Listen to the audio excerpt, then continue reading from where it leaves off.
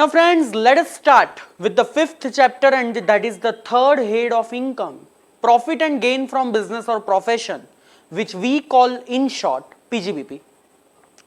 यहाँ पे मिस्टेक हो चुकी है, not 15 to 17, that is section 28 to 44 DB. Very important heads of income. Now just to confirm, मैं यहाँ पे हर एक टॉपिक कवर नहीं करने वाला, मैं यहाँ पे हर एक इंपॉर्टेंट टॉपिक कवर करने वाला हूँ, but B assured at least 80 to 85% आपका पीजीबीपी यहाँ पे कवर हो जाएगा, which is not enough for the last day, which is more than enough. Now the very first section is section 145, which says that taxability as per method of accounting followed by assessee, यानी कि अगर assessee अपनी books of account cash basis पे maintain करता है तो PGBP की income किस तरीके से टैक्सेबल होगी? कैश बेसिस पे. जब भी इनकम आएगी तब टैक्सेबल होगी. पर अगर बुक्स मेंटेन होती है अक्रूअल बेसिस पे, मर्केंटाइल सिस्टम पे, तो टैक्सेबल भी किस हिसाब से होगी? As and when due, as and when accrue. जो सबसे पहला सेक्शन है सेक्शन 28, कब जाके तुम्हारी इनकम पीजीबीपी में टैक्सेबल होगी? सबसे पहली income, profit and gain of business और profession carried on at any time during previous year. अगर तुमने बिजनेस किया, तुमने प्रोफेशन किया, उसमें से प्रॉफिट या गेन हुआ, ऑलवेज पीजीबीपी में टैक्सेबल. दूसरा, वैल्यू ऑफ एनी बेनिफिट और परक्विजिट अराइजिंग फ्रॉम बिजनेस. तुम कोई बिजनेस कर रहे हो और क्लाइंट के पास से, सप्लायर के पास से तुम्हें कोई बेनिफिट मिला, कोई गिफ्ट मिला, तो उसकी जो भी मार्केट वैल्यू है वो तुम्हें टैक्सेबल हो जाएगी. If you are a partner in a partnership firm, तो तुम्हें profit, commission, remuneration, salary, bonus, interest, कितनी ही चीजें मिलेगी पार्टनरशिप फर्म में से, but that is always taxable under the head PGBP, क्योंकि you are the owner of that partnership firm और उसमें से तुम्हें जो भी मिले it is your business income. Last, अगर मेरे पास कोई इन्वेंटरी है जिसको मैं अपनी कैपिटल असेट में कन्वर्ट कर दे रहा हूं, I have a inventory, I am converting it into my capital asset, तो कन्वर्जन के दिन उस इन्वेंटरी की जो मार्केट वैल्यू है, फेयर मार्केट वैल्यू, वो मेरे लिए बन जाएगा सेल वैल्यू ऑफ पीजीबीपी, और उस वक्त डीम्ड पीजीबीपी इनकम अट्रैक्ट हो जाएगी. अभी पीजीबीपी इनकम गिनने का वैसे कोई स्ट्रक्चर नहीं है, पर यहां पे जस्ट 4 स्टेप मैंने लिखा है that how do we arrive at PGBP income. हमेशा हमारा आंसर चालू होगा net profit as per P and L से. You start with the net profit. आप ये देखो कि पी एंड एल में डेबिट साइड पे क्या कोई ऐसे खर्चे है जिसका डिडक्शन पीजीबीपी का हेड नहीं देना चाहता? अगर हां तो उसे ऐड कर दो, डिडक्ट मत करो. तो add the expense debited to P and L but not allowed as a deduction. क्या क्रेडिट साइड पे कोई भी ऐसी इनकम है जो रिकॉर्ड करना रह गया जो एक्चुअली पीजीबीपी में टैक्सेबल है? अगर हां तो अब रिकॉर्ड कर दो, अब उसे ऐड कर दो प्रॉफिट में. So income not credited to P and L but taxable is also to be added. Debit side पे क्या कोई ऐसे खर्चे तुम्हें नहीं दिखाई दे रहे जिसका डिडक्शन मिलना चाहिए? क्या रिकॉर्ड करना भूल गए? अगर हां तो अब माइनस कर दो. Less expense not debited to P and L but allowed. And last, क्या कोई ऐसी इनकम क्रेडिट साइड पे दिख रही है जो एक्चुअली पीजीबीपी में टैक्सेबल नहीं है, या तो वो एग्जम्प्ट इनकम है, तो उसको भी क्या कर दो? डिडक्ट कर दो. Less income credited to P and L charged in other head. ये 4 एडजस्टमेंट करने के बाद तुम्हें क्या मिलेगा? पीजीबीपी की इनकम तुम्हें अपनी मिल जाएगी. उसके बाद section 29, that is the first section, manner of computation of income under PGBP. वो बोलता है सेक्शन 30 ऑनवर्ड्स जो भी रूल्स बताए गए हैं उस हिसाब से अपनी इनकम गिनो. क्या बढ़िया बात करी. पर मैं एक जनरल ओवरव्यू देता हूं आपको पीजीबीपी का. Section 30 to 36 is all about specific deduction. Specific चीजों के नाम दे दे के बोला कि इसका डिडक्शन मिलेगा, उसका मिलेगा, वगैरह वगैरह. 37 subsection 1 is all about general deduction, जो कहीं पे भी कवर नहीं होगा वो इस सेक्शन में कवर हो जाएगा. Section 40, 40A, 43B, it is all about disallowances, कौन से खर्चे का डिडक्शन नहीं मिलेगा. 41 is all about deemed income, कि जो पीजीबीपी की इनकम हो जाएगी. 44AA, 44AB, 44AD, 44ADA, 44AE, it is all about administrative section. Books कब मेंटेन करोगे, ऑडिट कब करवाना पड़ेगा, प्रिजम्पटिव टैक्सेशन कब फॉलो करना है, वगैरह वगैरह. Starting with the very first section, section 30. सी, अगर तुम्हारे पास कोई बिल्डिंग है तो उसके कितने खर्चे तुम कर सकते हो? 3 RTI. 3 RTI बोले तो rent, repair, rate, taxes, insurance. Rent अगर तुम ओनर नहीं हो बिल्डिंग के, रिपेयर तुम करवा सकते हो, current repair, rates and taxes, municipal tax, property tax, and insurance लिया है तो उसका प्रीमियम. ये सारे खर्चे तुम कर सकते हो अपनी बिल्डिंग के लिए। अगर तुमने उस बिल्डिंग का यूज किया है बिजनेस या तो प्रोफेशन करने के लिए तो ये 3 RTI का डिडक्शन ले लो। कौन से सेक्शन में डिडक्शन लोगे? सेक्शन 30 के अंदर। फिर अगर तुम्हारे पास प्लांट मशीनरी फर्नीचर है तो उसके कौन से खर्चे हो सकते हैं? रिपेयर का खर्चा और इंश्योरेंस का खर्चा, उसका भी डिडक्शन तुम्हें मिल जाएगा। पर कौन से सेक्शन में? सेक्शन 31 के अंदर। अगर वो चीजें तुमने बिजनेस या प्रोफेशन के लिए यूज करी है तो। Point to be noted over here, sir taxes का क्या? अरे इसका तो कोई टैक्स होता ही नहीं है ना। सर अगर रेंट पे कर रहा हूं तो डिडक्शन मिलेगा, पर सेक्शन 31 में नहीं, सेक्शन 37 सबसेक्शन 1 जनरल डिडक्शन में मिल जाएगा। फिर आता है एक बहुत ही इंपॉर्टेंट सेक्शन, सेक्शन 32 डेप्रिसिएशन। देखो डेप्रिसिएशन है ना बहुत ज्यादा जरूरी है। तुम कोई भी असेट अगर परचेज करते हो तो वो पूरा खर्चा एक ही साल में तो डिडक्शन लेने नहीं वाले, सालों साल उसे अमोर्टाइज करना पड़े, और इसीलिए कंसेप्ट आया डेप्रिसिएशन। याद रखो तुम्हारी बुक्स में कोई भी डेप्रिसिएशन डेबिट किया हुआ है ना, उसे हमेशा एडबैक कर दो, उसे डिसअलाउड कर दो, और फिर सेक्शन 32 के हिसाब से अलग से डेप्रिसिएशन कैलकुलेट करो, जिसको अल्टीमेटली तुम माइनस करोगे। सर क्या डिडक्शन क्लेम करना डेप्रिसिएशन का कंपलसरी है? यस कंपलसरी है as per explanation 5। Sir depreciation कब क्लेम कर पाएंगे? Number 1 when you are the owner of that asset, number 2 you have used the asset for the business और profession, तब जाके डेप्रिसिएशन क्लेम कर पाओगे। टेंजिबल असेट का भी कर पाओगे, इनटेंजिबल का भी कर पाओगे। सर अगर मान लो मैंने 1 जनवरी 2021 को कोई असेट परचेज करी तो क्या उसका मुझे सिर्फ 3 महीने का डेप्रिसिएशन मिलेगा? Answer is no. Income tax में मंथ वाइज डेप्रिसिएशन का कंसेप्ट ही नहीं है। इनकम टैक्स में या तो पूरे साल का डेप्रिसिएशन ले सकते हो या तो हाफ ईयर का डेप्रिसिएशन ले सकते हो, मंथ वाइज डेप्रिसिएशन कभी भी नहीं ले सकते।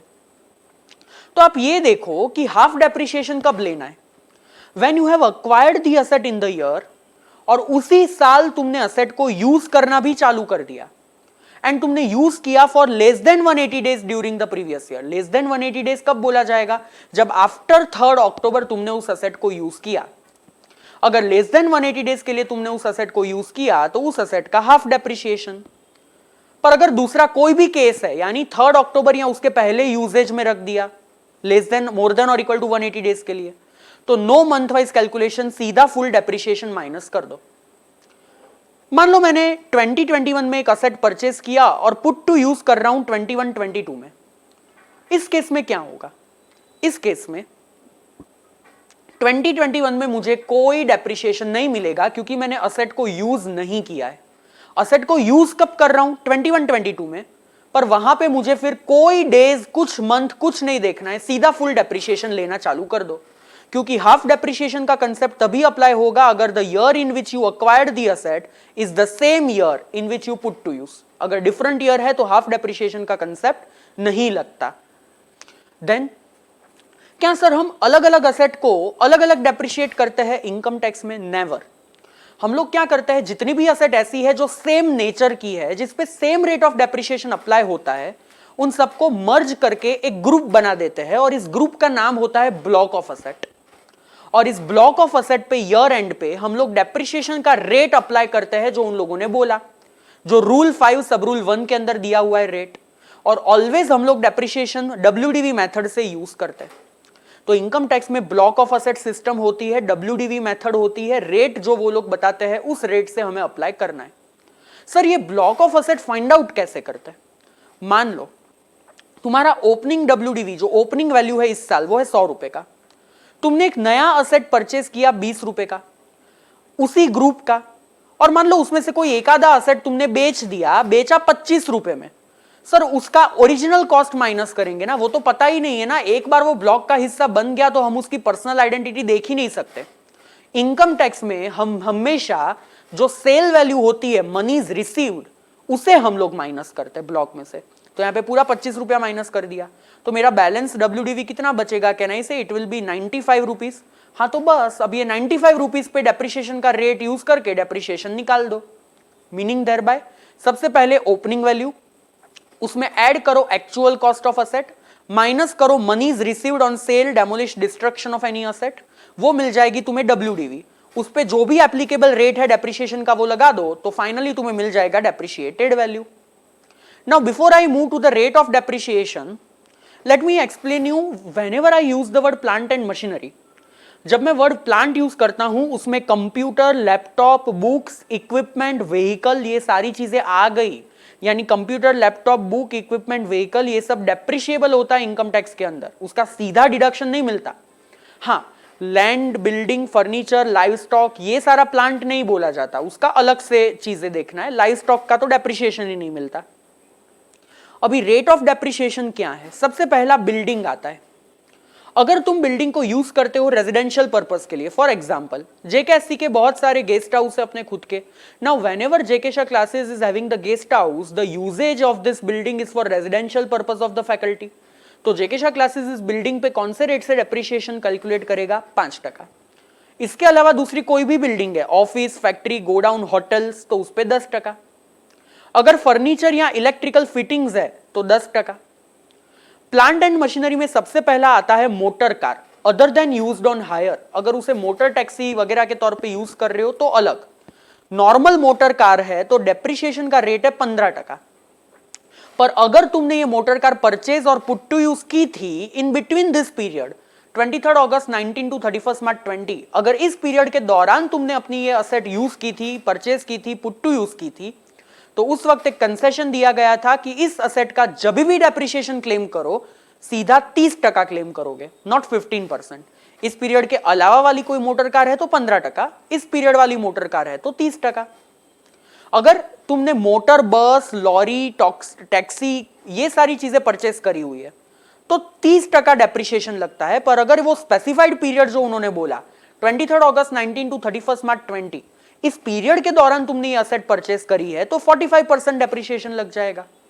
अगर जनरल इक्विपमेंट है, जनरल प्लांट एंड मशीनरी है तो 15%, कंप्यूटर, लैपटॉप, बुक्स है तो 40%, अगर इनटेंजिबल असेट है, कॉपीराइट, ट्रेडमार्क, पेटेंट एक्सेट्रा, तो 25%। So this are the rates of depreciation. अभी दो छोटे एग्जांपल देखते हैं। फॉर एग्जांपल नंबर 1, मेरी opening value plant at the rate 15% वाला प्लांट है, 10 लाख की ओपनिंग वैल्यू, 2 लाख की असेट खरीदी 1 मई 2020 को, कहना इसे 3 अक्टूबर या उसके पहले, मोर देन और equal to 180 days, half full depreciation मिलेगा। एक आधी असेट मैंने बेच दी 30,000 रुपए में, तो 10 लाख प्लस 2 लाख माइनस 30,000, मेरा ब्लॉक का वैल्यू कितना हो गया? 11,70,000। अब इस पूरे पे अप्लाई कर दो 15% डेप्रिशिएशन, 175,500, ये मेरा डेप्रिशिएशन। मान लो ये जो असेट है जो मैंने 1 मई को परचेस करी है, इंस्टेड ऑफ 1 मई अगर मैं उसे 1 नवंबर को परचेस करता तो कहने से वो लेस देन 180 डेज हो जाती, उस पे मुझे हाफ डेप्रिशिएशन मिलता। पहले तो नॉर्मल WDV निकाल देते हैं, 10 लाख प्लस 2 लाख माइनस 30,000 कितना आएगा? 11,70,000। अब बाइफरकेट करो, ओपनिंग WDV का कितना पोर्शन है और जो नया परचेस किया उतना कितना पोर्शन है। अभी देखो, सेल वैल्यू जो होती है ना वो ऑलवेज फीफो मेथड से माइनस करो, पहले ओपनिंग वैल्यू से माइनस करो, अगर फिर भी वैल्यू बच गई तो नए परचेज में से माइनस करना। तो यहां पे मेरी ओपनिंग वैल्यू कितनी हो जाएगी? 10 लाख माइनस सेल वैल्यू 30,000 यानी कि 9,70,000। उसका 15% रेट यूज करो, डेप्री आएगा 145,500। जबकि जो ओरिजिनल परचेज है, जो नया परचेज मैंने किया 2 लाख का, उस पर तो सिर्फ आधा डेप्रिशिएशन लगेगा 7.5% से, तो वो डेप्री आएगा 15,000 का। तो my total depri will be what? 1,60,500। Now let's say मेरा एक ब्लॉक है जिसमें 5 असेट है मेरे पास ओपनिंग में, वैल्यू है 1 लाख रुपया। मैंने 2 नई असेट परचेस की 20,000 रुपए में, तो मेरा वैल्यू कितना हो जाएगा? 1,20,000। उसमें से मान लो मैंने कोई भी 3 असेट बेच दी 1.5 लाख रुपए में। अब ब्लॉक का वैल्यू क्या हो जाएगा? कहना इसे -30,000। क्या ब्लॉक का वैल्यू नेगेटिव हो सकता है? नहीं, तो ये तो 0 हो गया। तो सर जो 30,000 रुपया नेगेटिव आया उसका क्या? इसे बोला जाता है शॉर्ट टर्म कैपिटल गेन। और इस साल ब्लॉक की वैल्यू तो 0 हो गई, तो इस साल तुम्हें कोई डेप्रिशिएशन नहीं मिलेगा। मान लो इसी जगह पे मैंने ये 1.5 लाख की जगह पे बेचा होता सिर्फ 1,10,000 में, तो कहना इसे मेरे ब्लॉक में वैल्यू बचती 10,000 रुपए की, और यहां पे असेट भी है थोड़ी बहुत, 4 असेट अभी भी बाकी है, तो कोई नहीं, कोई कैपिटल गेन नहीं आएगा। ये 10,000 रुपए का तुम क्या करोगे? Continue depreciation. पर मान लो यहां पे मैंने सातों की सातों असेट 1,10,000 में बेच दी होती तो जो ये 10,000 रुपया बचेगा, उस 10,000 रुपए को बोला जाएगा शॉर्ट टर्म कैपिटल लॉस, और ब्लॉक तुम्हारा जीरो बन जाएगा। अगर मैं क्रक्स बता दूं तो अगर तुम्हारे ब्लॉक में वैल्यू नहीं बचती, नेगेटिव हो जाती है कैपिटल गेन। अगर तुम्हारे ब्लॉक में वैल्यू तो बचती है पर कोई असेट ही नहीं बचती, सारी असेट बेच डाली, तो बाकी की वैल्यू हो जाएगी शॉर्ट टर्म कैपिटल लॉस, और इस साल में कोई डेप्रिसिएशन नहीं दोनों केसेस में। पर अगर मेरी असेट की वैल्यू बचती है, सामने ब्लॉक में थोड़ी असेट भी बची हुई है, तो कोई कैपिटल गेन नहीं आएगा, जो भी वैल्यू बचा उस पर डेप्रिसिएशन कंटिन्यू करो। तो देखो सेक्शन 50 क्या लिखा है, sale consideration less than opening plus addition. क्या कोई भी असेट बची तो वैल्यू भी बची, असेट भी बची, डेप्रिसिएशन गिनो। असेट नहीं बची तो शॉर्ट टर्म कैपिटल लॉस। अच्छा, सेल कंसिडरेशन एक्सीड होता है तो शॉर्ट टर्म कैपिटल गेन हो जाएगा। वो नेगेटिव फिगर नहीं लिख सकते, उसी का एग्जांपल मैंने यहां पे दिया हुआ है। अब जो लोग मैन्युफैक्चरर है, जो लोग प्रोडक्शन करते हैं किसी भी आर्टिकल थिंग का, इलेक्ट्रिसिटी का, जो मैन्युफैक्चरर है, उनको नया प्लांट एंड मशीनरी जब वो लोग परचेस करेंगे तो नॉर्मल डेप्रिसिएशन तो मिलता ही है, आइदर 15%, हाफ ईयर है तो 7.5%। पर उन लोगों को थोड़ा कंसेशन देने के लिए, थोड़ा मोटिवेशन देने के लिए गवर्नमेंट ने बोला तुम जिस साल नई प्लांट एंड मशीनरी परचेस करोगे उस साल हम लोग तुम्हें नॉर्मल डेप्रिसिएशन तो देंगे, उसके अलावा एडिशनल डेप्रिसिएशन भी देंगे और उसका रेट होगा 20%। यानी तुम्हें नॉर्मल डेप्री 15% तो मिलेगा, पर in the year of purchase उसके अलावा एक एडिशनल डेप्रिसिएशन भी मिलेगा, जिसका रेट कितना उन्होंने बोला 20% कंपलसरी। हाँ, अगर लेस देन 180 डेज है तो 20% की जगह पे यूज करो 10%, बाकी का 10% जो बच गया वो अगले साल क्लेम कर लेना। Point to be noted, additional depreciation सिर्फ मैन्युफैक्चरर को मिलता है, एडिशनल डेप्रिसिएशन सिर्फ एलिजिबल प्लांट एंड मशीनरी पे मिलता है, और एडिशनल डेप्रिसिएशन सिर्फ उसी साल में मिलता है जिस साल असेट परचेस करते हो, हर साल नहीं मिलता। यहां पे मैंने बोला कि सिर्फ eligible plant and machinery purchase करने पे ही तुम्हें ये एडिशनल डेप्री मिलेगा। तो सवाल आता है, sir which are the machineries which are not eligible? सबसे पहला, ships, aircraft, ship and aircraft जो होते हैं दैट आर नॉन एलिजिबल, क्योंकि उसका मैन्युफैक्चरिंग से कोई लेना देना नहीं है। Then second hand plant and machinery, या तो इंडिया से परचेस करी है या तो आउटसाइड इंडिया से, फर्क नहीं पड़ता। Second hand plant and machinery पे सिर्फ नॉर्मल डेप्री मिलेगा, एडिशनल डेप्री नहीं मिलेगा। Plant machinery installed in office premise और रेजिडेंशियल अकोमोडेशन, ये भी मैन्युफैक्चरिंग विंग में नहीं है, तो इस पे भी सिर्फ नॉर्मल मिलेगा, एडिशनल डेप्री नहीं मिलेगा। रोड ट्रांसपोर्ट व्हीकल, इस पे भी नॉर्मल मिलेगा, एडिशनल डेप्री नहीं मिलेगा। लास्ट, वो प्लांट एंड मशीनरी जिसका 100% कॉस्ट तुमको डिडक्शन के तौर पे मिल गया है, आइदर इन सेक्शन 35, 35 AD जो बाद में देखते हैं, तो उस पे तो कोई डेप्रिसिएशन नहीं मिलता, ना तो नॉर्मल ना तो एडिशनल, क्योंकि 100% कॉस्ट ऑलरेडी माइनस हो गया, अब आगे क्या चाहिए। एडिशनल डेप्री का रेट कितना, as I have said 20% of original cost only in the first year in which you purchase the asset. अगर पुट टू यूज है लेस देन 180 डेज के लिए तो इस साल 10%, next year 10%। However additional depreciation जो होता है ना, वो पूरा तुम्हारी WDV में से माइनस हो जाता है। यहां पे एक पॉइंट है जो मैंने नोट में कवर नहीं किया, which is not that important, but still बता देता हूं। अगर 1920 में तुमने कोई भी, तुम एक मैन्युफैक्चरर हो, 1920 में तुमने प्लांट एंड मशीनरी परचेज किया था in the 4 state, Bihar, West Bengal, Assam, Telangana, sorry Assam नहीं, बिहार, वेस्ट बंगाल, आंध्र प्रदेश, सॉरी आंध्र प्रदेश एंड तेलंगाना, तो उस वक्त एडिशनल डेप्रिसिएशन का रेट ये 4 स्टेट के लिए था 35%, लेस देन 180 डेज होता है तो 17.5%।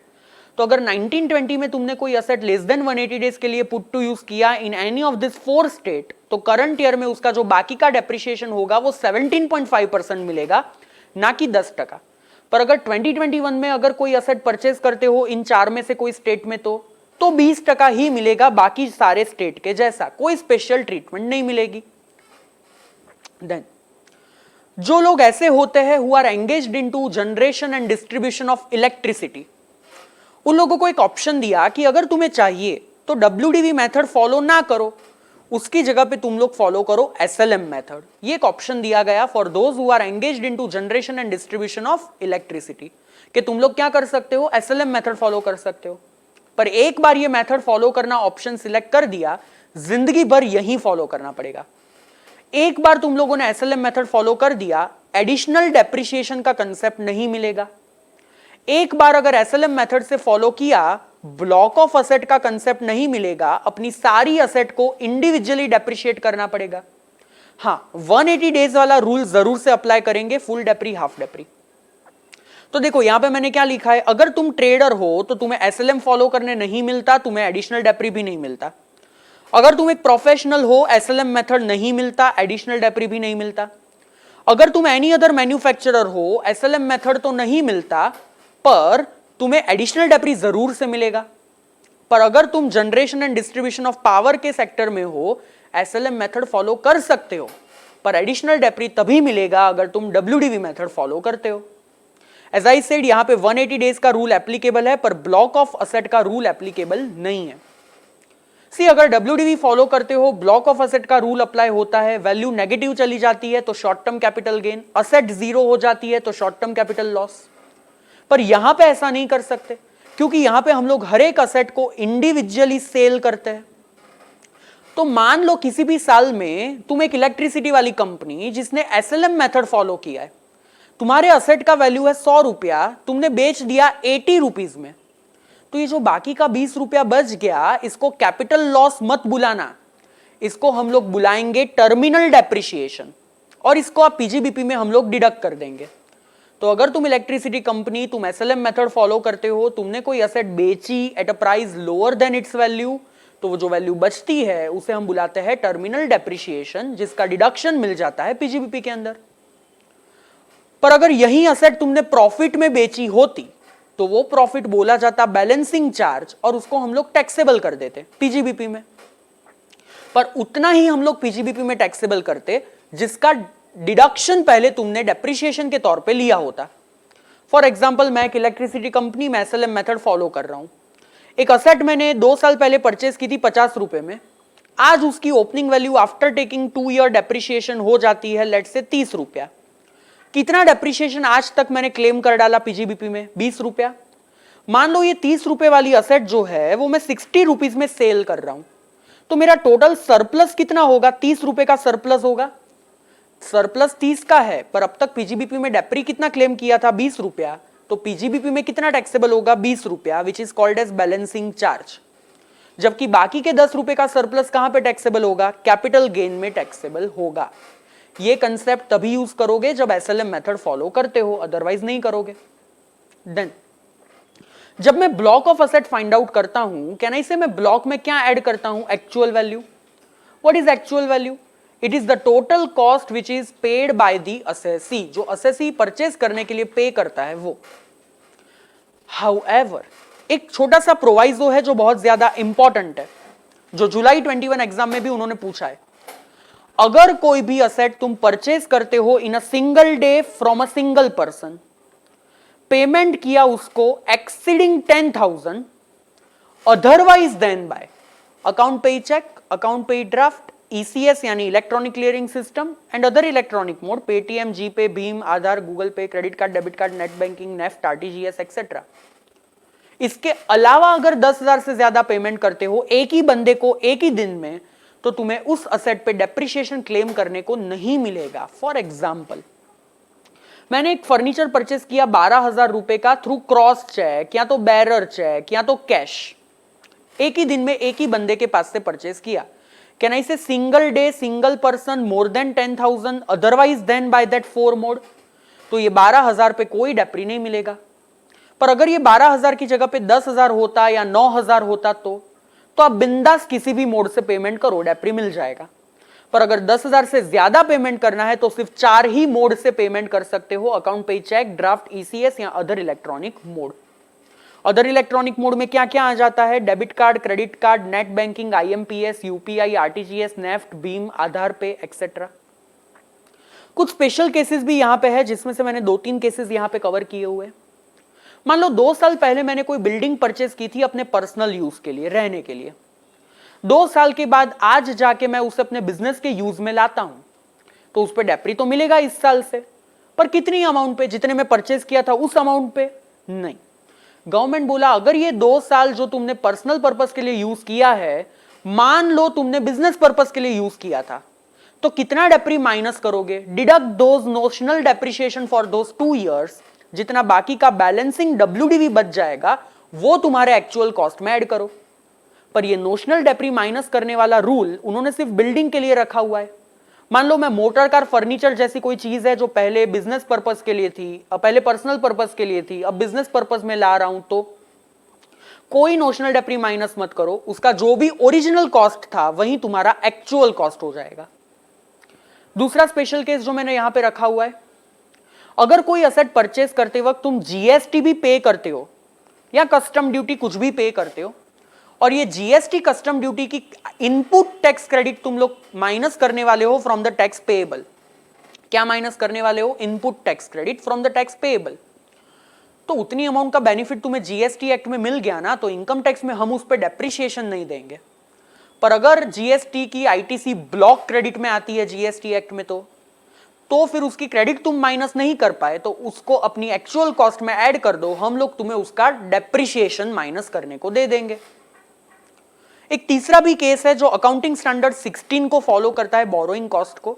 आज मैंने एक लोन लिया 10 लाख का 10% इंटरेस्ट से, 6 महीने के बाद मैंने उससे असेट परचेज किया, तो लोन लेने के टाइम से ये जब तक असेट पुट टू यूज करता हूं उतने टाइम का जो इंटरेस्ट है ना, ये प्रिलिमिनरी एक्सपेंस जैसा हो गया। इसको सीधा P&L में मत डालना, इसको क्या करना, एक्चुअल कॉस्ट में ऐड कर देना। हाँ, एक बार असेट पुट टू यूज हो गई, उसके बाद तुम लोन का जो भी इंटरेस्ट पे करोगे उसका सीधा डिडक्शन क्लेम कर दो, उसको एक्चुअल कॉस्ट में ऐड मत करना। So this follows the borrowing cost concept for each and every asset. फिर आता है एक कंसेप्ट अनएब्सॉर्ब्ड डेप्रिसिएशन। मान लो मेरी पीजीबीपी की इनकम जो है before deducting depreciation it comes to 100 rupees. फिर सेक्शन 32 का डेप्रिसिएशन जब मैं निकालता हूं तो वो आता है 120 रुपीज। तो कहना से 20 रुपए का लॉस हो जाएगा। कहना से ये लॉस सिर्फ डेप्रिसिएशन के वजह से है, इस लॉस को हम लोग बोलेंगे अनएब्सॉर्ब्ड डेप्रिसिएशन। सर इसका क्या करें? इसको दूसरे हेड की इनकम के सामने माइनस कर दो, एक्सेप्ट सैलरी। सैलरी के सामने नहीं, दूसरे किसी भी हेड की इनकम के सामने माइनस कर दो। सर सफिशिएंट नहीं है दूसरी इनकम, तो लॉस बच गया तो उसे नेक्स्ट ईयर के लिए कैरी फॉरवर्ड करके लेके जाओ, एन नंबर ऑफ ईयर्स के लिए कैरी फॉरवर्ड करके ले जा सकते हो, और नेक्स्ट ईयर भी किसी भी हेड के सामने माइनस कर पाओगे एक्सेप्ट सैलरी। सर जब मैं नेक्स्ट ईयर जाऊंगा तो कौन सी चीज का डिडक्शन पहले लूंगा? सिंपल याद रखो, घर में जब खाना बनता है पहले हम लोग ताजा खाना खाते हैं, फिर भी अगर भूख रह जाती है तो जो बासी खाना पड़ा होता है वो खाते हैं, पर उसमें से भी पहले वो खाना खाएंगे जो जल्दी बिगड़ जाने वाला है, जो लंबे टाइम तक चल सकता है वो खाना बाद में खाएंगे। मीनिंग देयर बाय किसी भी साल अपनी पीजीबीपी की इनकम में से पहले तुम लोग करंट ईयर का डेप्री माइनस करोगे, ताजा खाना, करंट ईयर का खाना, उसके बाद brought forward business loss minus करोगे क्योंकि वो पेरिशेबल है, 8 साल के बाद वो आगे नहीं बढ़ पाएगा, और उसके बाद अगर प्रॉफिट बच गया तो अनएब्सॉर्ब्ड डेप्री माइनस करो क्योंकि उसकी तो कोई लाइफ ही नहीं है, वो तो इनफाइनाइट पीरियड के लिए कैरी फॉरवर्ड हो सकता है। एक लास्ट पॉइंट डेप्रिसिएशन में, अगर कोई भी ऐसी असेट है जिसका कोई भी दूसरे सेक्शन में तुम लोग 100% डिडक्शन क्लेम कर देते हो, जैसे कि सेक्शन 35, सेक्शन 35 एडी एक्सेट्रा, तो उसका डेप्रिसिएशन क्लेम करने वापस मत आना, बिकॉज 100% डिडक्शन तुम्हें ऑलरेडी पीजीबीपी में से मिल गया है, ना तो नॉर्मल डेप्रिसिएशन ना तो additional depreciation. Are you understanding this people, yes और no? So that was the most important section, section 32 depreciation. फिर आता है section 35 expenditure in respect of scientific research. See government को चाहिए कि साइंटिफिक रिसर्च को भी हम बढ़ावा दे। अभी 2 तरीके के एक्सपेंस हो सकते हैं रिलेटेड टू साइंटिफिक रिसर्च। पहला होता है कि आपका जो बिजनेस है, आप उसी बिजनेस के लिए कोई साइंटिफिक रिसर्च की एक्टिविटी कर रहे हो which is approved by government, और उसके लिए आप खर्चा कर रहे हो। खर्चा करंट ईयर का भी हो सकता है, बिजनेस चालू करने से पहले का भी हो सकता है, प्रायर ईयर एक्सपेंस।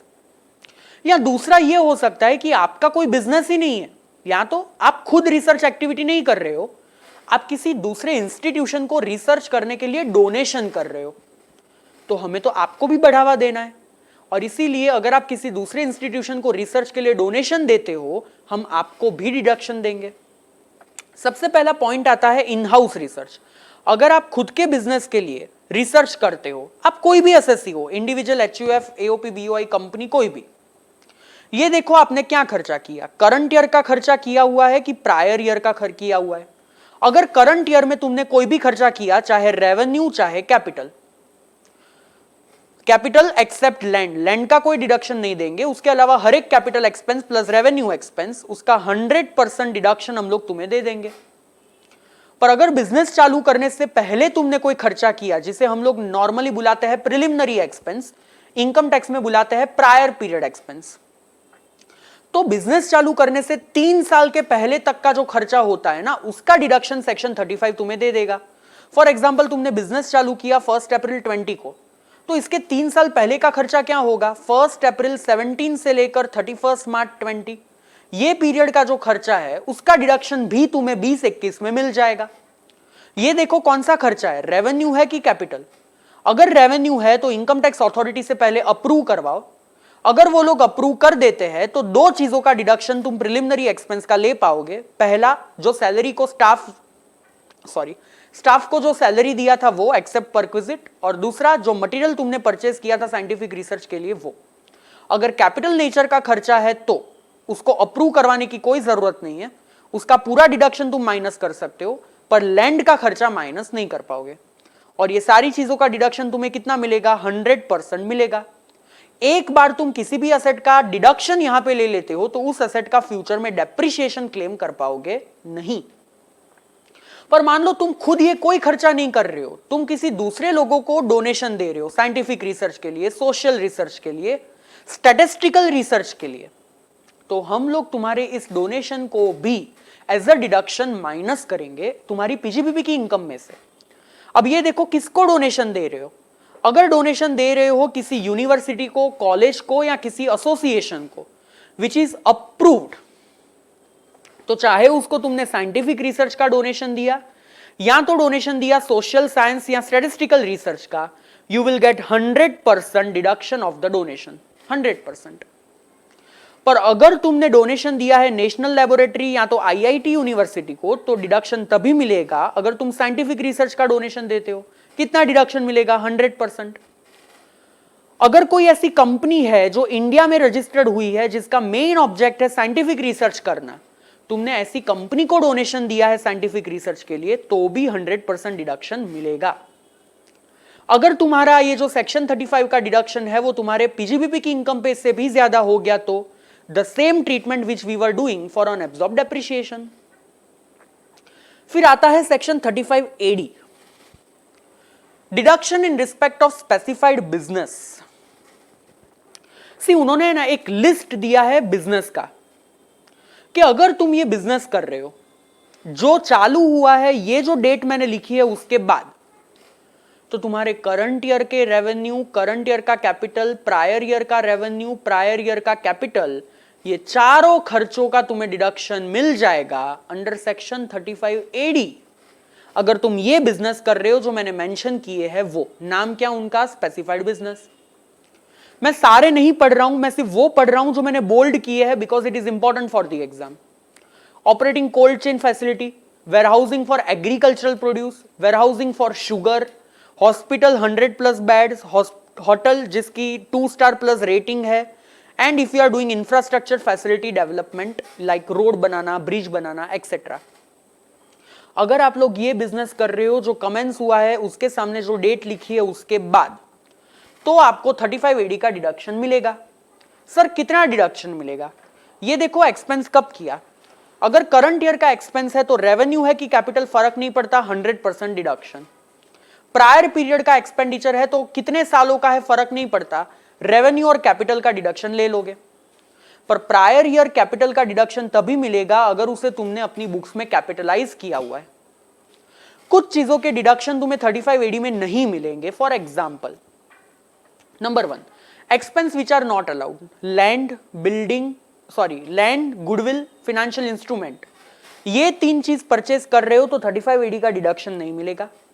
इसके अलावा दूसरा कोई भी खर्चा कर रहे हो, बट अगर एक्सपेंडिचर किया more than 10,000 in a single day to a single person, otherwise then by account पे चेक, अकाउंट पे ड्राफ्ट, इलेक्ट्रॉनिक क्लियरिंग सिस्टम या अदर इलेक्ट्रॉनिक मोड, तो भी तुम्हें 35 एडी का डिडक्शन नहीं मिलेगा। कुछ अदर पॉइंट्स है इसके जो ध्यान में रखने जैसे है। 35AD क्लेम करना कंपलसरी नहीं है, ऑप्शनल है। देखो अगर आप 35AD क्लेम करोगे तो डेप्रिसिएशन नहीं मिलेगा, पर अगर 35AD क्लेम नहीं करोगे तो 32 सेक्शन 32 डेप्रिसिएशन का डिडक्शन मिलेगा।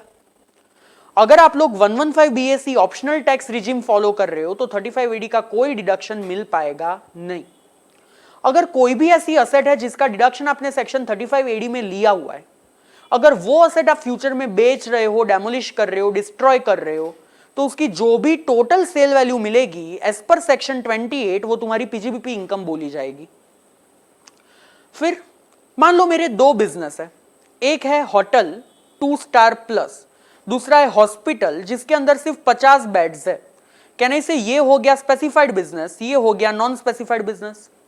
मान लो होटल के अंदर मेरा लॉस आ गया 35AD क्लेम करने के बाद 90 रुपीज, और नॉन स्पेसिफाइड जो बिजनेस है उसका गेन है 150 रुपया। क्या मैं ये 90 रुपए के लॉस को 150 के गेन के सामने सेट ऑफ कर पाऊंगा? The answer is no. 35AD बोलता है कि किसी भी स्पेसिफाइड बिजनेस का लॉस इगोइस्टिक लॉस है, इसको तुम सिर्फ दूसरे स्पेसिफाइड बिजनेस के सामने माइनस कर पाओगे, नॉन स्पेसिफाइड के सामने माइनस नहीं कर पाओगे। यहां पे कहना से स्पेसिफाइड बिजनेस का लॉस है, नॉन स्पेसिफाइड इनकम है, 150 तुम्हारा पीजीबीपी इनकम हो जाएगा। तो सर ये 90 रुपीज का लॉस कैरी फॉरवर्ड करके लेके जाओ एन नंबर ऑफ ईयर्स के लिए, और फ्यूचर में स्पेसिफाइड बिजनेस में जब प्रॉफिट होगा तब सेट ऑफ कर देना। पर यहां पे मान लो हॉस्पिटल 150 बेड का होता तो ये भी स्पेसिफाइड बिजनेस हो जाता। फिर चाहे भले ही वो बिजनेस 35AD क्लेम नहीं करता है क्योंकि कमेंसमेंट डेट के बाद पहले चालू हो गया था, या तो उसने ऑप्शन अवेल नहीं किया क्लेम करने का, फिर भी नेचर कौन सा हो गया स्पेसिफाइड बिजनेस का, तो तुम इस लॉस को ये 150 के सामने डेफिनेटली सेट ऑफ कर पाओगे। तो देखो क्या लिखा है, loss of business which is a specified business can be set off only against specified business even though that business is not claiming 35AD because of any reason. अगर फिर भी लॉस बच जाता है तो कैरी फॉरवर्ड करके लेके जाओ, इनफाइनाइट पीरियड के लिए कैरी फॉरवर्ड हो जाएगा। Last point in section 35AD, अगर तुम किसी भी साल में कोई स्पेसिफाइड बिजनेस के लिए असेट परचेस करते हो जिसका डिडक्शन तुमने क्लेम कर दिया 35AD के अंदर, जिस साल ये असेट तुमने परचेस की उसके स्टार्टिंग से लेकर 8 सालों के लिए कंपलसरी इस असेट को स्पेसिफाइड बिजनेस के लिए ही यूज करना पड़ेगा। अगर 8 सालों के अंदर अंदर तुमने ये असेट किसी नॉन स्पेसिफाइड बिजनेस के लिए यूज करना चालू कर दिया तो जितना डिडक्शन 35AD का तुम्हें मिला था वो कॉन्ट्रावेंशन के साल में हम तुम्हारी इनकम में ऐड कर देंगे। क्या बोला? स्पेसिफाइड बिजनेस का जो असेट है वो 8 सालों के लिए स्पेसिफाइड बिजनेस में ही यूज करो। अगर तुम लोग इसे यूज कर रहे हो किसी नॉन स्पेसिफाइड बिजनेस के लिए विद इन 8 ईयर्स, तो जितना 35AD का डिडक्शन क्लेम किया वो तुम्हारी इनकम में हम लोग ऐड कर देंगे। पर उतने पीरियड के लिए जो डेप्रिसिएशन तुम्हें नहीं मिल पाया था वो नोशनली माइनस करने के बाद तुम्हारी इनकम ऐड होगी। फॉर एग्जाम्पल 18-19 में मैंने अपने एक स्पेसिफाइड बिजनेस के लिए बिल्डिंग परचेस किया 100 lakhs का, जिसका डिडक्शन 35AD में क्लेम कर दिया। 2021 में मैं यही असेट को नॉन स्पेसिफाइड बिजनेस में ट्रांसफर कर देता हूं, कहना इसे कॉन्ट्रावेंशन कर दिया, 8 साल के पहले अपने ही दूसरे नॉन स्पेसिफाइड बिजनेस में कन्वर्ट कर दिया। तो ये जो 100 लाख रुपया यानी 1 करोड़ है वो मेरी इनकम में तो ऐड हो जाएगा, पर उसके सामने 18-19 और 19-20 का जो डेप्रिसिएशन में क्लेम नहीं कर पाया था वो माइनस भी कर पाऊंगा। तो 18-19 का डेप्री कितना क्लेम नहीं कर पाया? 10% के हिसाब से 10 लाख। 19-20 का कितना डेप्री क्लेम नहीं कर पाया? WDV मेथड है ना, तो 90 लाख का 10% 9 लाख, टोटल 19 लाख का डेप्रिसिएशन क्लेम नहीं कर पाया था। तो 100 लाख में से 19 लाख माइनस करो, बाकी का 81 लाख तुम्हारी पीजीबीपी की इनकम हो जाएगी। A people, are you understanding this? Yes और no? That was section 35AD। अभी 3-4 छोटे छोटे सेक्शन है जिसे ध्यान में रखना। अगर तुम लोग रूरल डेवलपमेंट करवाने के लिए कहीं पे डोनेशन देते हो तो सेक्शन 35CCA के अंदर तुम्हें उसका 100% डिडक्शन मिल जाएगा।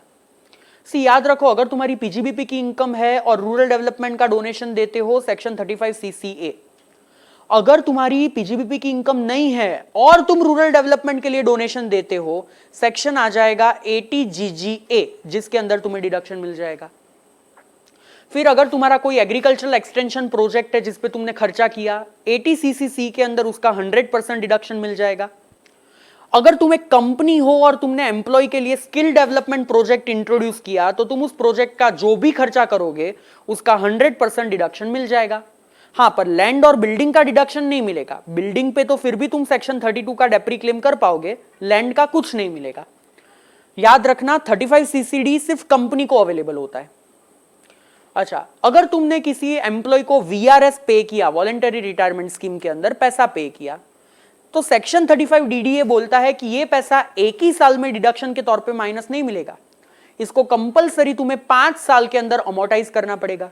तो लेट्स से इस साल मैंने अपने एम्प्लॉय को 10 लाख का VRS पे किया, तो क्या होगा, इस साल मुझे 2 लाख का डिडक्शन मिलेगा, आने वाले बाकी के 4 सालों में 2-2 लाख क्लेम करके टोटल 5 साल में इक्वल मैनर में 10 लाख रुपया क्लेम कर दूंगा। Are you understanding this points people, yes और नो? फिर आता है सेक्शन 36 अदर डिडक्शन। बहुत सारे हैं, इसमें मैंने कुछ इंपॉर्टेंट ही कवर किए हुए हैं। अगर तुम एक एम्प्लॉयर हो और अपने एम्प्लॉय के लिए तुमने इंश्योरेंस निकलवाया और उसका इंश्योरेंस प्रीमियम पे कर रहे हो, तो ये तुम्हारे बिजनेस का खर्चा हो गया, इसका डिडक्शन तुम जरूर से माइनस कर पाओगे। हाउएवर, कंडीशन बोलती है कि ये माइनस तभी मिलेगा अगर प्रीमियम पे किया है अदर देन कैश। कैश से पे मत करना, और किसी ऐसे इंश्योरर को पे करो who is approved by IRDA, insurance regulatory development authority ने अप्रूव किया होना चाहिए। दूसरा, bonus and commission paid to employee. अगर एक कंपनी अपने एम्प्लॉय को बोनस या कमीशन पे करेगी तो उसका डिडक्शन उसे डेफिनेटली मिलेगा। पर याद रखना, अगर ये बोनस या कमीशन तुमने पे किया है as a distribution of your profit, जैसे कंपनी को डिविडेंड पे करना था शेयर होल्डर को, जो एम्प्लॉय भी है कंपनी का, अभी सीधा डिविडेंड पे कर देती तो कोई मजा नहीं आता, डिडक्शन भी नहीं मिलता। तो उसकी जगह पे कंपनी क्या दिखाती है कि मैंने तो बोनस पे किया एम्प्लॉय को, इसका डिडक्शन नहीं मिलेगा। बाकी सारे बोनस या कमीशन का मिल जाएगा, पर ये डिडक्शन तभी मिलेगा अगर उसका पेमेंट तुमने किया है एज पर 43B, जो हम बाद में देखने वाले। कुछ लिस्ट है एक्सपेंस की जिसका डिडक्शन तभी मिलता है अगर एक्चुअली रिटर्न फाइल करने की ड्यू डेट से पहले, सेक्शन 139 सबसेक्शन 1 की ड्यू डेट से पहले तुमने उसको पे कर दिया। तो बोनस एंड कमीशन का डिडक्शन तभी मिलेगा अगर रिटर्न फाइलिंग की ड्यू डेट से पहले तुमने उसे पे कर दिया। Then interest paid on borrowed capital. अपने बिजनेस के लिए तुम्हें पैसा चाहिए, तुमने फ्रेंड, रिलेटिव, बैंक, NBFC किसी के भी पास से लोन लिया, तो हर साल कहने से उनको इंटरेस्ट पे करोगे। उस इंटरेस्ट का डिडक्शन तुम्हें बखूबी अपने PGBP की इनकम में से मिल जाएगा। पर अगर बैंक, NBFC को इंटरेस्ट पे करते हो तो वो कंपलसरी पे करना है रिटर्न फाइलिंग की ड्यू डेट से पहले, तो ही उसका डिडक्शन मिलेगा।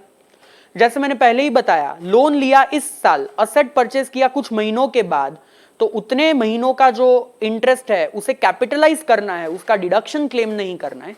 हाँ, एक बार असेट पुट टू यूज कर दिया, उसके बाद जो इंटरेस्ट होगा उसको सीधा P&L में डेबिट कर देना। अच्छा, मान लो मैं एक प्रोपराइटर हूं, मैंने अपने P&L में एक्सपेंस बुक किया इंटरेस्ट ऑन ओन कैपिटल, उसका कभी भी डिडक्शन नहीं मिलेगा। डिडक्शन तभी मिलेगा अगर वो इंटरेस्ट क्या है, बोरोड कैपिटल का इंटरेस्ट है।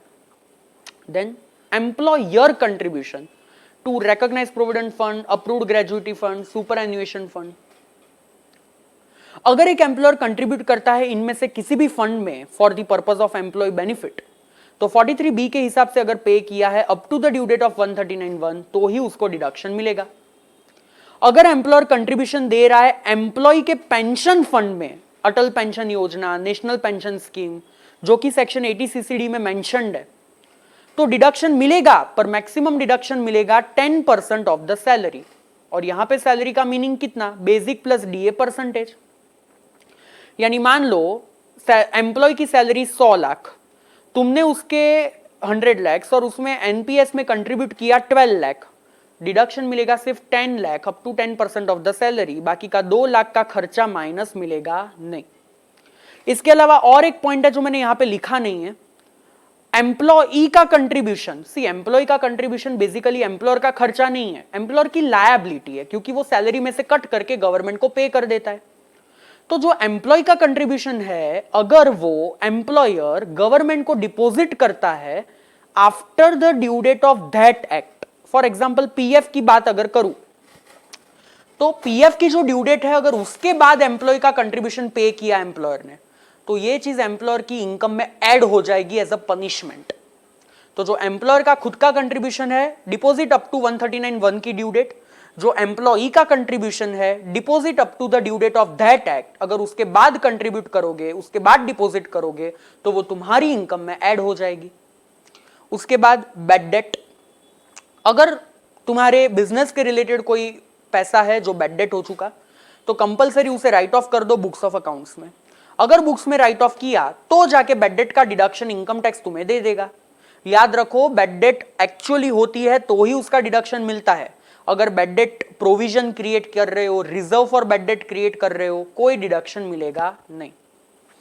Then expense on family planning amongst employ, ये फैमिली प्लानिंग करवाने के लिए जो खर्चा तुम पे करते हो एम्प्लॉय को, ये सिर्फ कंपनी को माइनस मिलता है। नोट डाउन दिस पॉइंट, ये सिर्फ कंपनी को माइनस मिलता है।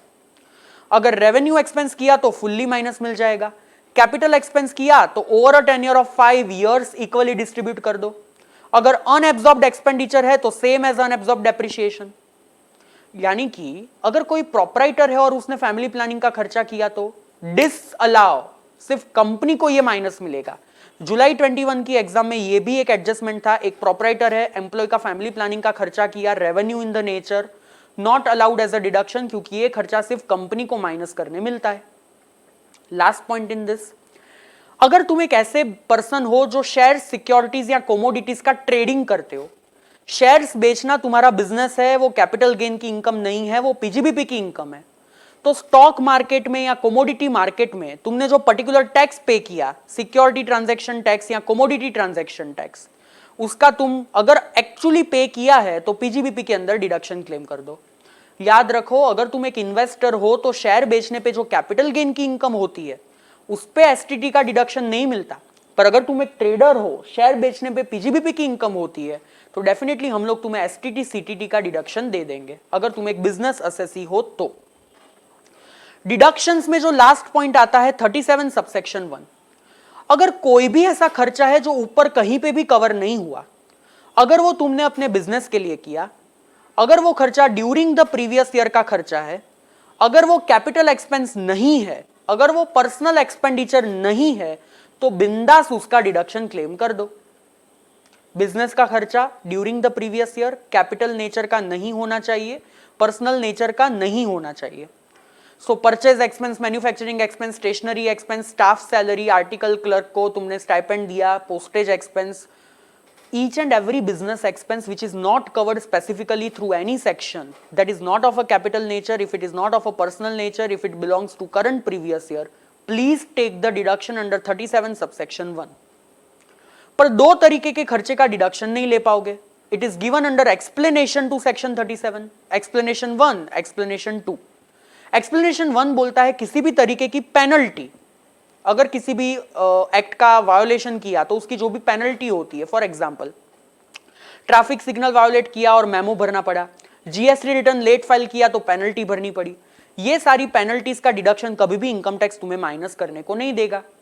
याद रखो, जीएसटी लेट जब फाइल करते हो ना तो दो तरीके की चीजें पे करते हो, पहला होता है इंटरेस्ट, दूसरा होता है पेनल्टी। ये इंटरेस्ट का डिडक्शन तुम्हें जरूर से मिलेगा, पेनल्टी का डिडक्शन नहीं मिलेगा। दूसरा explanation 2, as per section 135 of companies act, कुछ कुछ कंपनीज को सीएसआर एक्सपेंस पे करना पड़ता है, corporate social responsibility. Actually it is appropriation of the profit, not the expenditure, और इसीलिए सीएसआर एक्सपेंस का डिडक्शन भी तुम्हें मिलेगा नहीं, बाकी हर एक बिजनेस खर्चे का डिडक्शन ले पाओगे। यहां तक हमने जो पढ़ा that was expenses which are deductible. अगर पीएनएल में डेबिट किए हुए हैं तो उसका कुछ अलग से करने की जरूरत नहीं है, डेबिट नहीं किए तो उसको अलग से माइनस कर दो। अब पढ़ेंगे expenses which are not allowed as a deduction, which is disallowed. Friends, disallowances का मीनिंग क्या होता है? उसका मीनिंग है अगर कोई भी ऐसा एक्सपेंडिचर है जो तुमने पीएनएल में डेबिट किया है पर उसको इनकम टैक्स अलाउ करना नहीं चाहता तो उसे एड बैक कर दो, पर अगर वो पीएनएल में डेबिट ही नहीं किया है तो उसे भूल जाओ, उसे इग्नोर कर दो, कुछ नहीं करने का। सबसे पहला डिसअलाउंस आता है सेक्शन 37 क्लॉज 2B। अगर कोई पॉलिटिकल पार्टी आपके पास आती है, बोला डोनेशन के लिए पैसे दो, हम आपका नाम अपने ब्रोशर में छापेंगे, पैम्फलेट में छापेंगे, आपके लिए तो क्या हो गया वो एडवर्टीजमेंट एक्सपेंस।